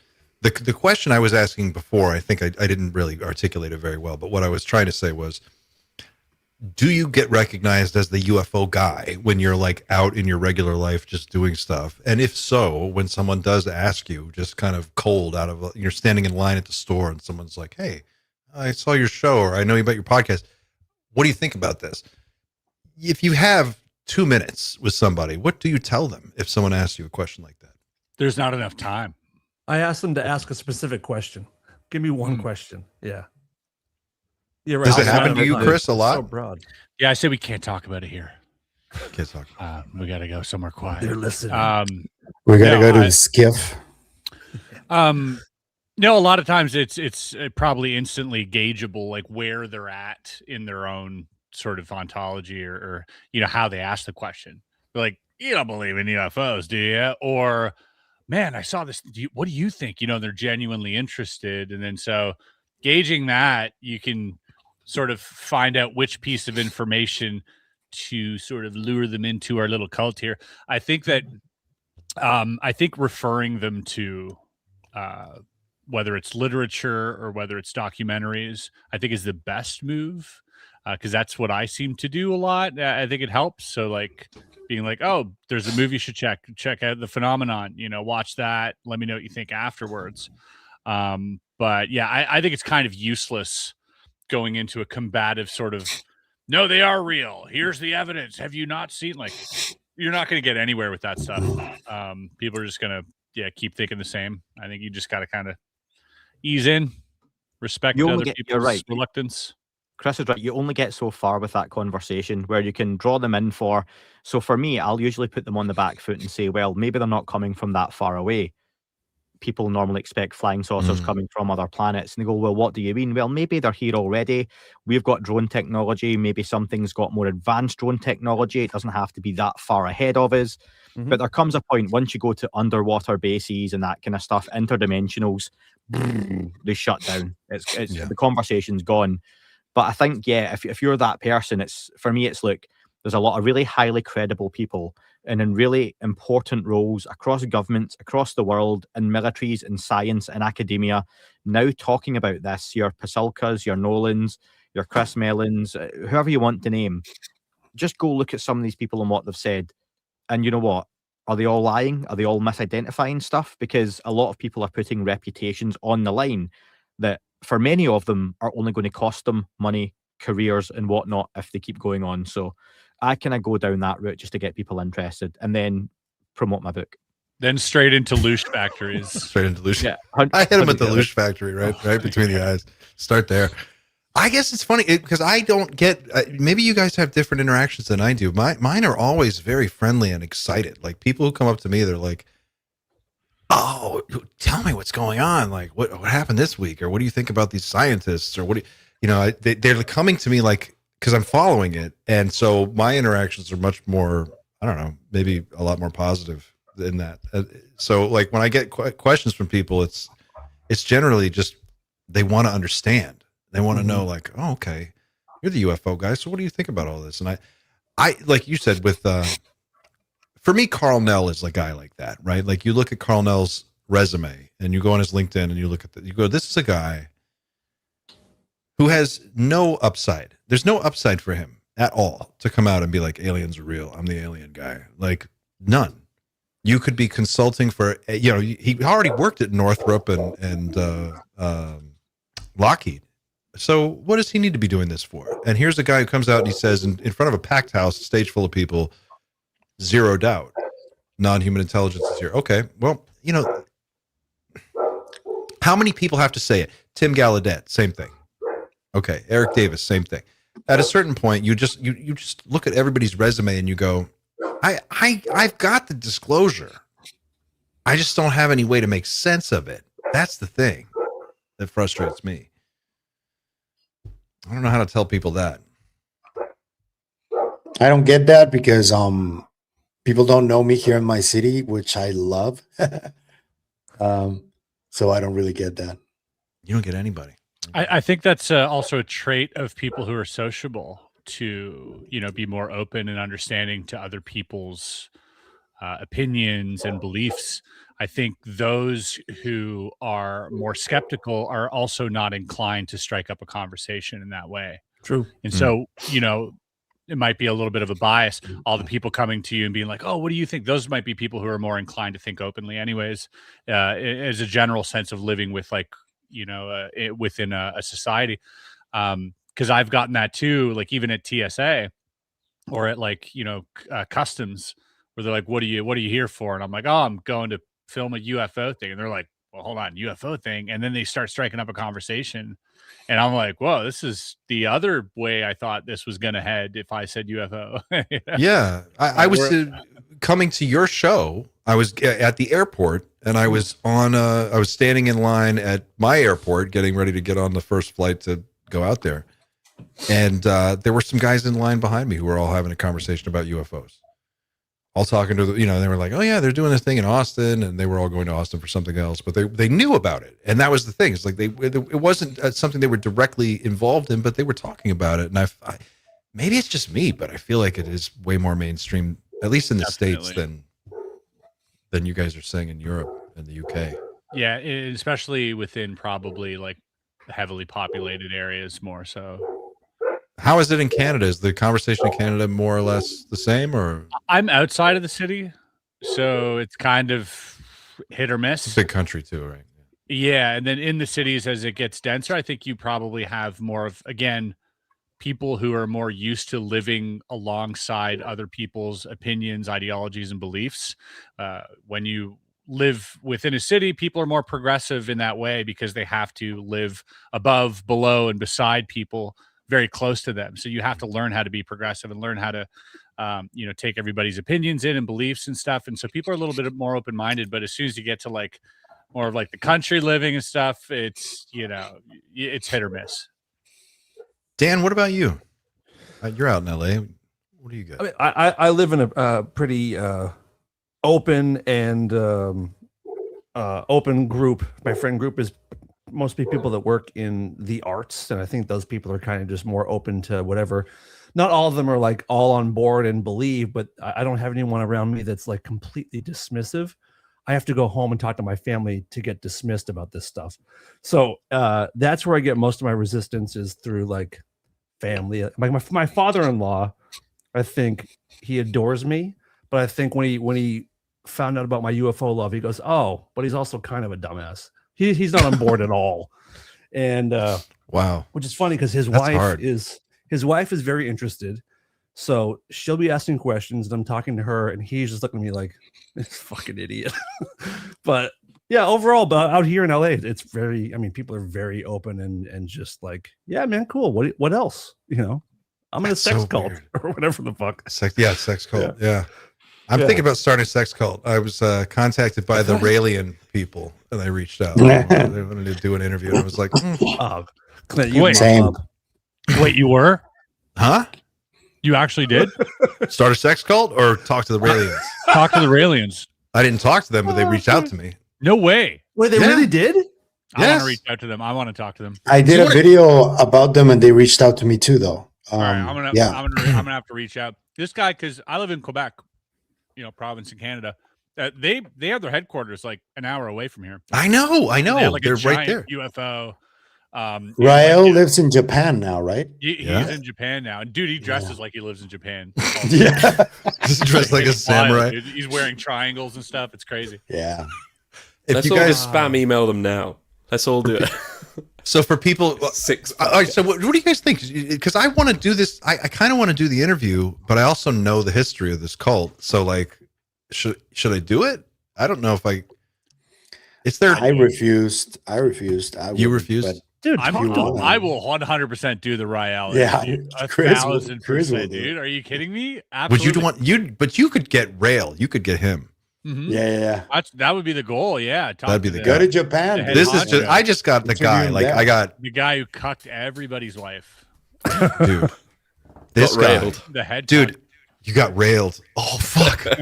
That's what I was thinking. Because in the US, you say "got railed" for got banged, and I'm just wondering, is that where it comes from? That'd be great. Oh my god. Okay, so was it Norm Macdonald that said at one point, he's like, every cult sort of starts off the same, but then eventually it gets to the point where like two guys are just watching the cult leader bang his wife, and they're like, maybe he isn't Jesus. This is so good. Here we go. This is the guy. All right, for people who don't understand who Rail is, this is Rail. You're gonna get DM today, Clint. I guarantee you. DM? What in my channel? Dude. What are they going to? They're gonna give you a reach hard out to you. Dude, this guy dresses like. messages. I mean, dude, he built his own UFO set, and I've got a picture of it somewhere where he's like, "Okay, here we go. Maybe I can do this one. Here we go." He looks like a mini boss in Dragon Ball or something. Yeah. Here's a better one. So this guy, DM'd, you're getting DP'd. Back in the 70s, claimed that he had contact. He'd been taken aboard a craft, and he had been shown that humans were created by this group called the Raelians, and they were a genetic experiment. And then he started talking about this experience, and he gained a following. There's a documentary. What's the name of the documentary? I watched it. It's incredible. It's on Netflix. It's on Netflix. Do you know what it's called? What's the name? I think isn't it like Rael or something? Probably. It's just a picture of him, and he starts getting a following, and then like before you know it, he's got this suit. Like he gets somebody to make this shit. He's got a flying saucer set. He does photo shoots in. There are people gathering around. He's got a whole compound. He's having sex with everybody too. He's like having sex with everybody's wife. It's like part of the deal. Yeah. And people are like, yeah, this sounds great. Sure, it's a good idea. Could never. It's called Rael, the Alien Prophet. It's called on Netflix. Okay. The whole I'm going to watch cloning that part this of weekend. it is it's really great. creepy. He was trying to bring back the swastika too, and like there's all sorts of weird stuff about this It guy. just fell out. We've really got a bad rep. I need to bring that back. Yeah. Here you go. This is the guy. Look, he comes out and he sits down in this Be like. careful because we can get flagged really quickly by Netflix. Be careful. Was that Jaime? He's got a head like an old microphone. There he is You know what now. I would do? Go to his that's not him Twitter now, is page. Yeah, that's him now. really It is him. wild. Oh, it is him now. That He's is like him, yeah. in Japan now. He has to go to Japan to live in exile because he's so crazy. It's So time these for a new guys- UFO Incredible. cult, by the way. We need a new one. Also, they claimed, and in this documentary, they get into it, but I remember being in high school when this was happening. They claimed that they created the first human clone, the first cloned baby. And it was a huge controversy. And there were scientists all around the world saying, you can't do it. It's not possible. These people didn't have the right expertise or the right. But they kept saying publicly, they were like, oh no, we've done it. We've done it. We've got the lab. And they were putting like Elizabeth Parrish with BioViva, that company where she had just enough evidence to kind of keep people interested and keep giving her money. Same thing with these guys. They had just enough of like media panache where they could pull it off, and they kept having press conferences, and they're like, the clone They baby went is to court over it. Serious though. conversations. Yeah, absolutely. yeah, They went to court. all And, the way up until the very end. Even in the end of this documentary, the woman is still saying, she's like, I know. and that clone is out there. She's alive today. She's a 25-year-old woman or whatever she is. Yeah, it's right after Dolly, right after they cloned that The sheep. sheep. So Yeah. it was huge hype. Cloned in By the way, Scotland. what's going on with Oh, that? there you go. Yep. The cloned in Scotland label. I look yeah. for it on all my clones. Do you notice none of these sex cult leaders are ever Scottish because it's too much work? would be Also, so... no one can understand you guys. It's hard to communicate as a leader with that accent. Yeah, it's like fat bastard from Austin Powers. Did he say he's going to bang my wife? I couldn't tell. Yeah. Yeah. Get I don't know if he's trying to eat her or bang her. Yeah. Xander, you got this. Change it up. Xander, you got this transcript from the Gemini mission. Can we take a look at this, or what's going on with this? 1965. I'm sorry, I wrote 64. It's 65. Gemini 7. What does it say here? What do we have? So, do we want the audio recording or the transcript? Well, probably transcript because you can't really hear. I agree. Yeah. Some of the audio is quite muffled. Right. Someone will AI upscale it. That'll be nice. NASA exit is Man. PDF, So isn't it? It's they this dropped a one. lot of stuff, huh? I haven't looked at anything. They are yet. dropping a lot. I'm gonna withhold judgment on this whole thing. I'm gonna wait. Pages of files, and each some of them are like 186 pages per link. Like, How much did you say? I didn't hear. I'm sorry. so it was like there's like 17 separate pages to click through, and there's about 10 on each, and some of them are like 186 pages per link. Oh, okay. Damn, that's a lot. Stuff. Okay. So who's gonna play Who's gonna play Houston? Who wants to play Houston? I can do accents. Let Xander and Andy do the whole thing. He's actually from Dorset. He's not from Scotland. Houston. Okay. So I can do American or Chinese. Which one? American. You got to do it. I'll do the American. Wait. They straight up. Should we actually act this out? Yeah, go on, Xander. You start. Go on then. All right. All right. Well, wait. We explain what it is, so people who are listening only and don't see this can this understand. Gemini 7 was in low Earth orbit, and they saw something. It's as simple as that. And this is a transcript that's from the released files that we're going to look at. Yeah, a back and Xander, forth. you're playing the between part Houston. I'll be what's SC? There's no script accompaniment with this. Shuttle crew, ship crew. I don't know. Space command. What does that command. say? We'll call it space command. I'll be SC. Okay. Shuttle Gemini command. Shuttle command. Is it? Yeah. Whatever. Gemini 7 here, Houston. How do you read? Loud and clear, 7. Go ahead. Oh my god. So this is bombing. Bogey at 10 o'clock. Hi. This is Houston. Say again, 7. I said we have a bogey. This is really good, Andy. Blown away, fellas. Oh god, I'm dying. I said we have a bogey at 10 o'clock. Hi. Roger, Gemini 7. Is that the booster or is that a natural sighting? A what? Say again, 7.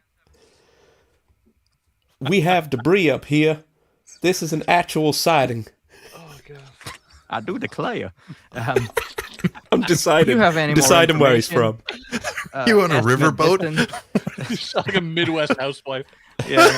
Just We also I have see the it, booster. baby. I see it, baby. We also have the booster inside. Oh, I can't. Understand I you can't. also have the booster inside, Roger. So far they've basically said it's not what they're seeing is not the booster. They have that also in sight elsewhere. So anyway,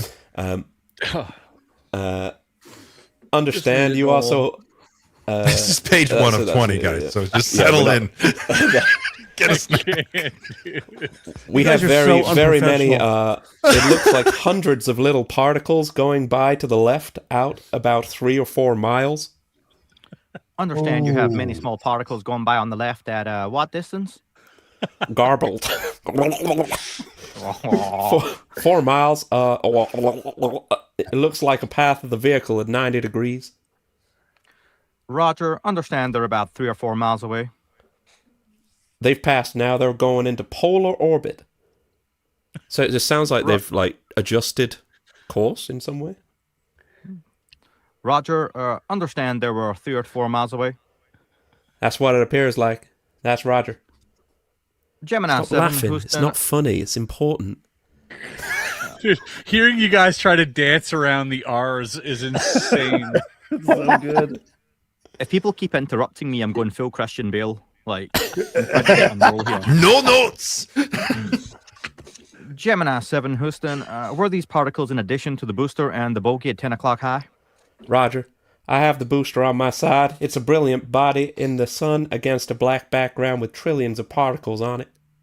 That's weird. Roger, what direction is that from you? It's about at 2 o'clock my position. Does that mean it's ahead of you? It's ahead of us at 2 o'clock, slowly tumbling. Roger. I mean, we can't do 4 pages of this, can we? Yeah, we're not. But anyway, it both seems sound like Herbert the pervert from Family Guy. This is where the doctor's note takes over anyway. So. But Xander, what do you want in the scene? What do you want? Come on. What's your motivation, dude? I don't believe it. I want a better. I want Andy's Just goes to show you, Andy, what is there are no what do you bad want? astronauts, only bad actors. Thank you, guys. Professional podcasters over here. So funny. That was comedy gold, we- guys. Thank On the you. next Dreamland Live. Having said that, pretty cool. There weren't. I don't think there were many satellites in orbit at the time. Yeah. Very cool shit. I'm reserving judgment on all this for a couple of weeks. I want to wait and see. Well, I like that Hard they've long time. said it's going to get weirder as they go. Well, that's a little reassuring. I hope they stick to it. The Emile Molnar 3. I don't know how to pronounce it. Sorry, No, guys. I think you killed it, dude. That was great. The poly market the U.S. confirm that aliens exist by will result in no, because they are not extraterrestrials but interdimensional or unknown NHI, and guess who will profit? What? You think this is some kind of poly market hustle? Is that Like what the you're World saying? Health Organization? No, I don't know. I think he's saying the president, because there's been a lot of like insider trading within the government over the Iran war, and there's a lot of people are saying that these news releases are really about just timing trades behind the scenes. That's what's going on. It's a good So when a big announcement happens, I don't know how you true. I don't know how you make money off of UFO release. Hey, this seems yeah, more like by a the head way- fake. I don't think we'd be releasing anything if they didn't have some kind of tech deals lined up in the background. They must have secured some kind of stuff before they started doing this. I think. Yeah. The only It'd be a way missed this makes any opportunity. sense is if it's a business decision to unveil technology and license it and make money. That's what I off mean. it. Yeah. That's This the only isn't way just for this is not for the good of the people. That's not what this is about. No, at all. But again, there's like the poly market stuff, because wasn't there a tweet that Trump said where like there was a poly market the day before saying like if Trump says inshallah or whatever it is, or like the Arabic equivalent to like in whatever they say, but if Trump said that, like what's the over under on that? And there was like a bet on poly market, and then he goes and tweets it the next day, and somebody actually put a lot of money into that and made like a boatload of money. Yeah, probably his son. So like or whatever. There's it right, exactly. So there might be some actual, side scheming on poly market for this type of stuff for sure, like backdoor deals and stuff. Yeah. Yeah. I don't think it'd be 100%. an impetus to do it, but it would be just a bonus. And I'm not saying this as a political dig at conservatives or at Trump. I believe that's true. If it's Democrats or Republicans, like these guys are all insider traders. They're all scumbags, and they all want to make money off of the shit. So 100%. Yeah, that's for sure happening. We did have another prediction a little while ago. We can show that again. Prediction: each file release will be more spectacular, leading up to the evidence being undeniable. Trump making a speech on the Roswell anniversary, nicely timed with Grush's 90 to 60-day escalation. Yep. I want to bring that up earlier. The timing does work. I noticed that last night. That does fall in that 60 to 90-day window. Like exactly. So does Disclosure Day. That's right. And it Guys, does talk about religion and all sorts Pavel's of other got- stuff. I don't know if you Pavel's got a care, scoop. but Dr. Stephen Greer's conference just started. And I don't. Do not care. okay, Bring him in here. just I saying. just don't care. Just saying. Send him a Just link. saying. Yeah. I Speaking of cult leaders, Does he Well, know we're there you doing go. this right now? How dare he? We've got some friends there right now. I mean, Oh, that's right. That's right. I would sit Guys, down with Stephen Greer, and I would love to have a conversation that I don't have to pay for, and I would, if that were ever to happen, I would totally, with all respect, sit down and I have a million questions for Stephen Greer. But he won't give you My only answers. thing with him is that he just he hasn't added anything really new or substantive to the conversation. And yes, maybe a lot of what he's saying is true, but what have you done for me lately? Like, what is this? He's always promising that the next thing is going to happen tomorrow, but it never comes. And we just get another documentary about the same thing. He also doesn't have conversations. He talks to people. Like you ask him something, he just goes on a tirade and he has his talking points. He doesn't ever take in like what you're saying or what your opinion is. It's just like, no, that's dumb. Here's what's happening because I say so. The only person here with a chance to get him on is Chris. Okay. And Chris, I'll give you $1,000 if you can get Stephen Greer to say I don't know, because the man has never once claimed to not know something. Anything thrown at him is either no, you're stupid, that's wrong, or actually this is why it is this way, and he goes off on a tirade. I never trust someone that doesn't say they don't know. Right, don't trust him. That's why you belong. That's why you belong on Doomer Fridays. We've said that so many times. We say it about anybody who claims to have absolute knowledge on anything in this is likely trying to sell you something. And like a book. Here you're judged by the quality of your questions. Yeah, that's and what how we're many books you've for. put out. Yeah, and your book. Just one. Yeah, it's the one. Just one. Yeah, I feel the same way. I think as many people do with Stephen Greer. It's I'm not interested in having that conversation. And the thing is, counterintuitively, I know that it would be a banger episode and it'll like do really well for like the channel, but it's not at all, I think, what I want. I don't want to talk to a guy like that right now. If he ever has some type of like crazy ego death experience and comes back and is like, back down to earth and let's have that conversation, because there's a lot he knows for sure. And there's a lot that he's been exposed to, I'm sure, that is very interesting. But it's like Andy said, is getting anything of substance out of him from like an honest and vulnerable position is very difficult. And potentially due to what he's been through or what he's been subjected to makes him that way. So, I can't fully judge why he is like that, but I don't think it'd be conducive to a very, very good conversation, not a good dialogue. Okay. His bank balance makes him that way. Hey, here's one for you guys. And I'm curious, just each of you individually, I'm just curious. How much responsibility do you feel as a creator in this space to push forward and advocate for disclosure? Do you see your role as a content creator, a UFO researcher, or a advocate that is actually agitating for political action on this? Very little on my end. Very little political. I wouldn't consider myself pushing for disclosure. I'm just trying to find out what's happening. But the whole disclosure narrative, I don't support it really. Like the official one, it's like there's people who already had disclosure. You're not going to tell them, oh, this is real or this isn't when they experience it themselves. It just makes no sense to me. So. But if the government is pushing forward and doing what, we're seeing it happen now, whatever this turns out to be, we're watching it take place. Do you feel a sense of responsibility to like become a part of that process and at least guide that conversation in a way that makes it, that elevates it? If it happens with the work that I'm doing, I mean, that's okay, but that's not something that I'm actively seeking at all. The best example of it was that I just spoke to John Burroughs. He goes completely against pretty much everything that the control disclosure people are rooting for. And his story is very compelling to me. And I have no problem talking to him. And I think that in many aspects, he's telling the truth. Many others, we disagree. But yeah, it's like, no. And I get people that do have that sense of responsibility for it, and more power to them. It's just not something that I'm actively looking for. Yeah, Dan, how do you see your role? Do you imagine that you have a role, or do you see it that way at all? I think that I'm so interested and I'm just fascinated and I want to learn as much about it as possible. And I think that just by doing what we're doing, we're helping the conversation, and whatever capital D disclosure is, I think we're part of doing it, but it's not like, I don't take it as my mission or I don't think I have a role. I'm just interested. I'm just a fan of this, and I'm inquisitive and I like talking about it. And if we can help people pull them along, that's what we do. I think that's our role here, but I don't take it as like my responsibility at all.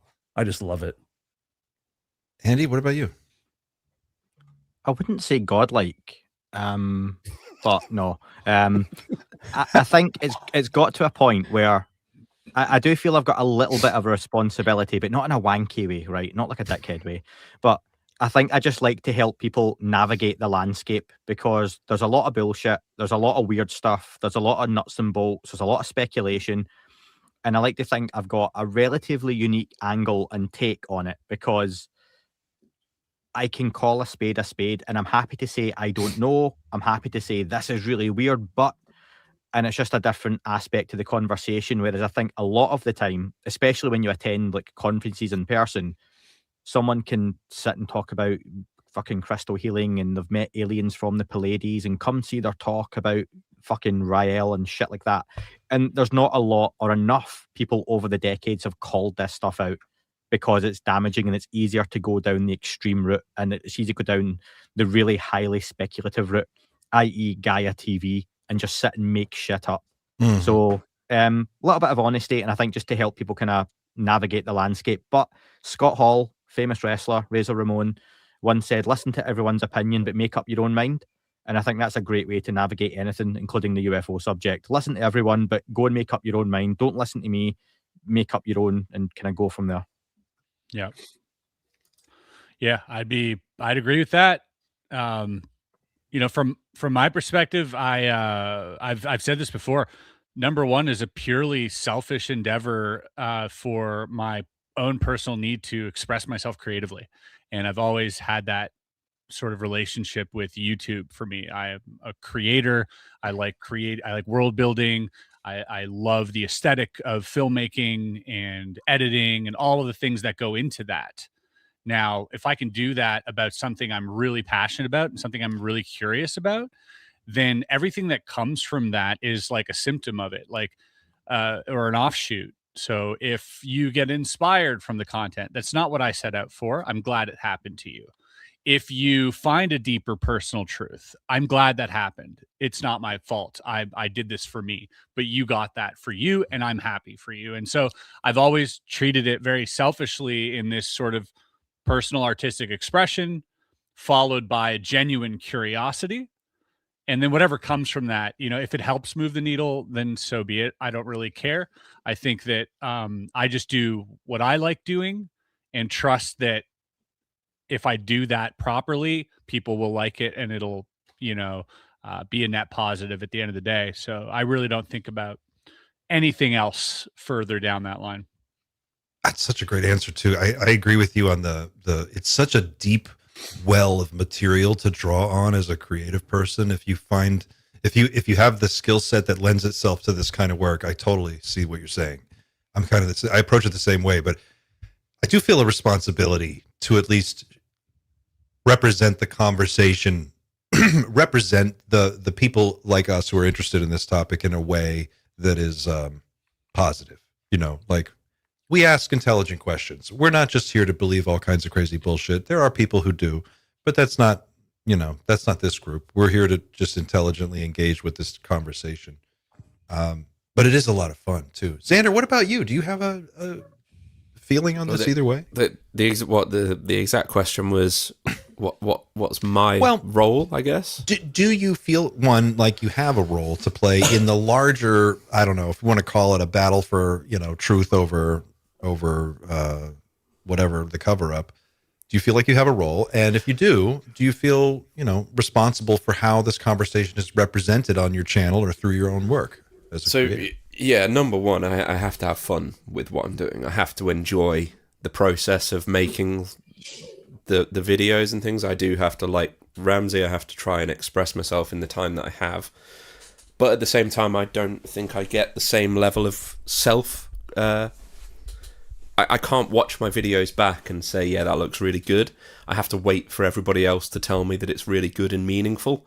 That's probably where I extract the value, rather than I get enjoyment out of making it, not necessarily watching it. I kind of almost cringe a little bit when I watch. I just check the intros and stuff once I've rendered the videos out.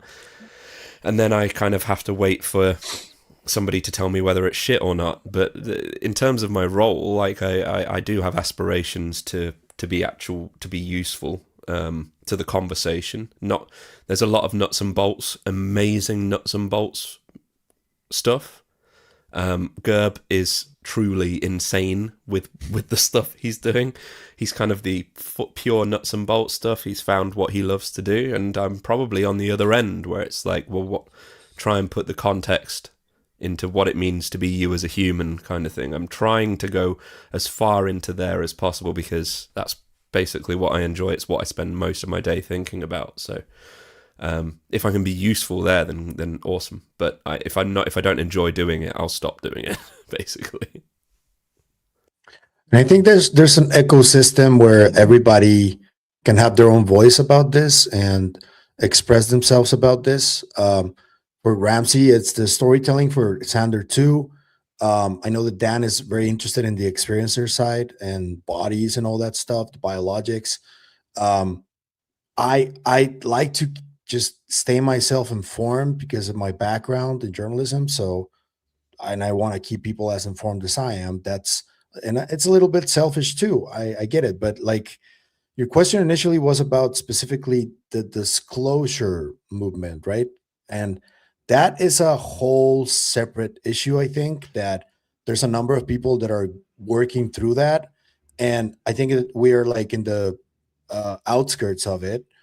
But, I don't think, for example, that what is told in Age of Disclosure is the full picture. Mm. And something that I do want to like make abundantly clear is that I think that the full picture should be told because I think this is a serious topic. And when you're like trying to create stuff or trying to tell people what's going on, and you don't like at least tell them, hey, there's a lot more that you also need to look at, and just go with that angle specifically, that's when I like, and it's not a matter of responsibility. It's just like common sense, I think. I don't know. I feel like it's, I respect the conversation. I truly do have a deep interest in the topic, and I feel a calling to participate in the moment because it does feel like we're living through a moment, and whatever this moment turns into in the end is going to be, a lot different than how it started.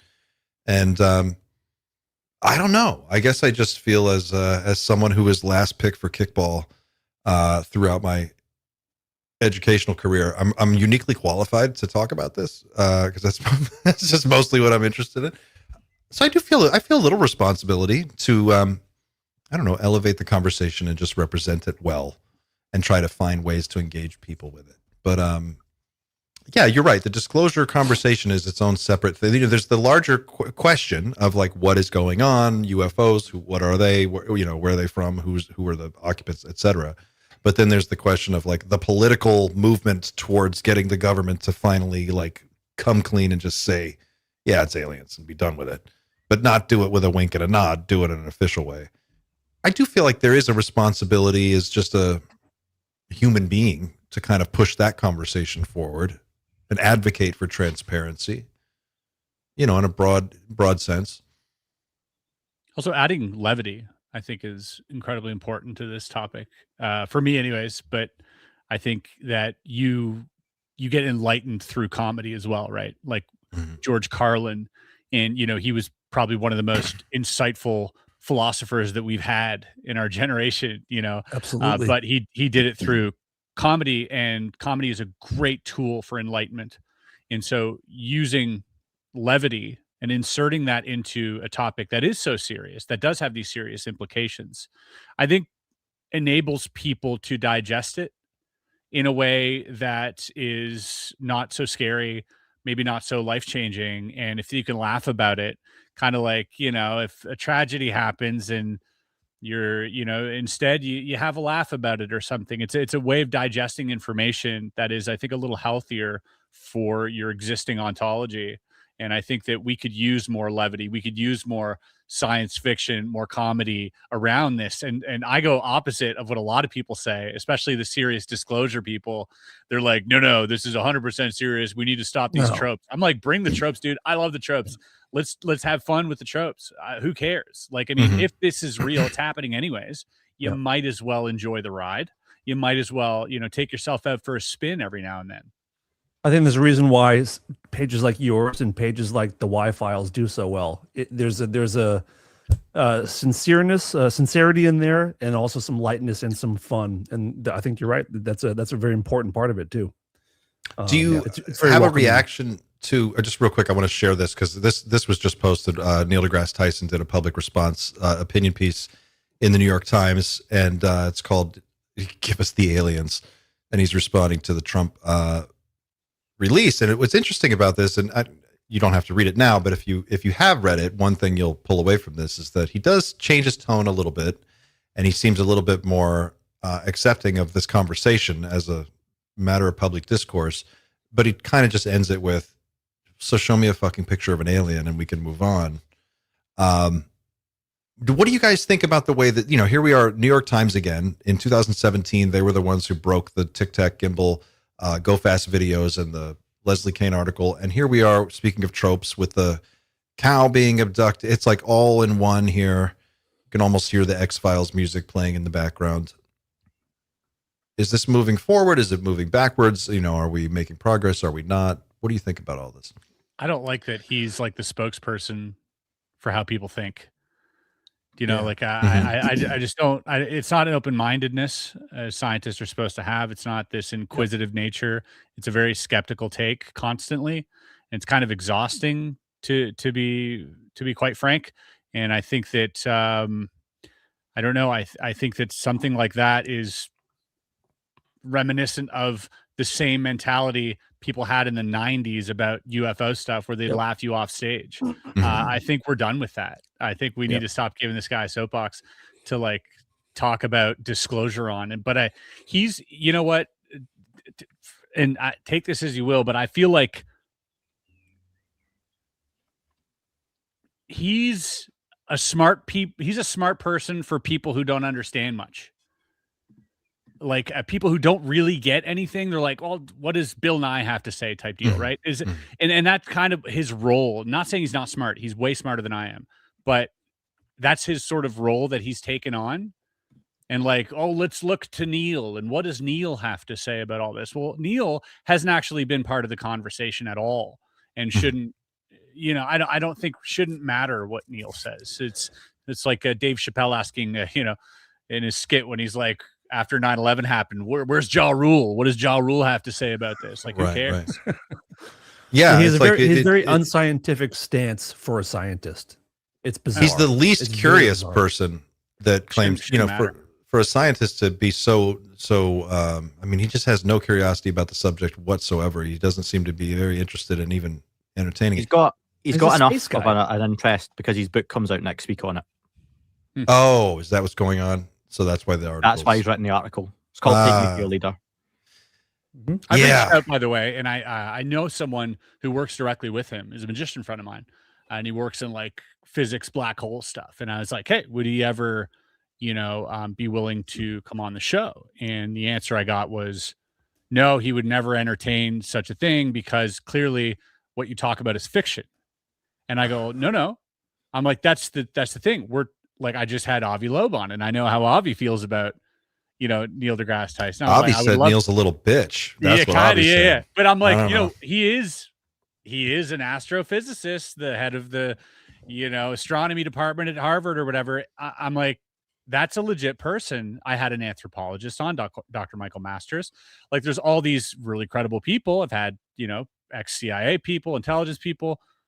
And yet he was like, I think it was more of like, if he can't come out on top, he won't do it. And I think maybe that's just a career move, and that's fine for where he's at. He wants to win everything and kind of like sell his book or whatever.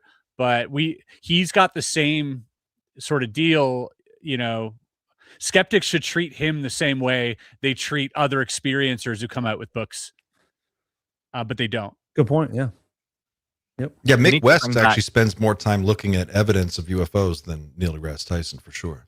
True. Need to bring back Celebrity Deathmatch. That's what we have to bring back. We're trying. Talking about that a lot. Yeah. Justin's working on that. Don't shh. I'm telling you. Shh. All right, guys. We kind of went over our time by about 15 minutes. Any last thoughts before we wrap it for today? Because I feel like we've gone as far as we can take this. What do you want I'm to happy with?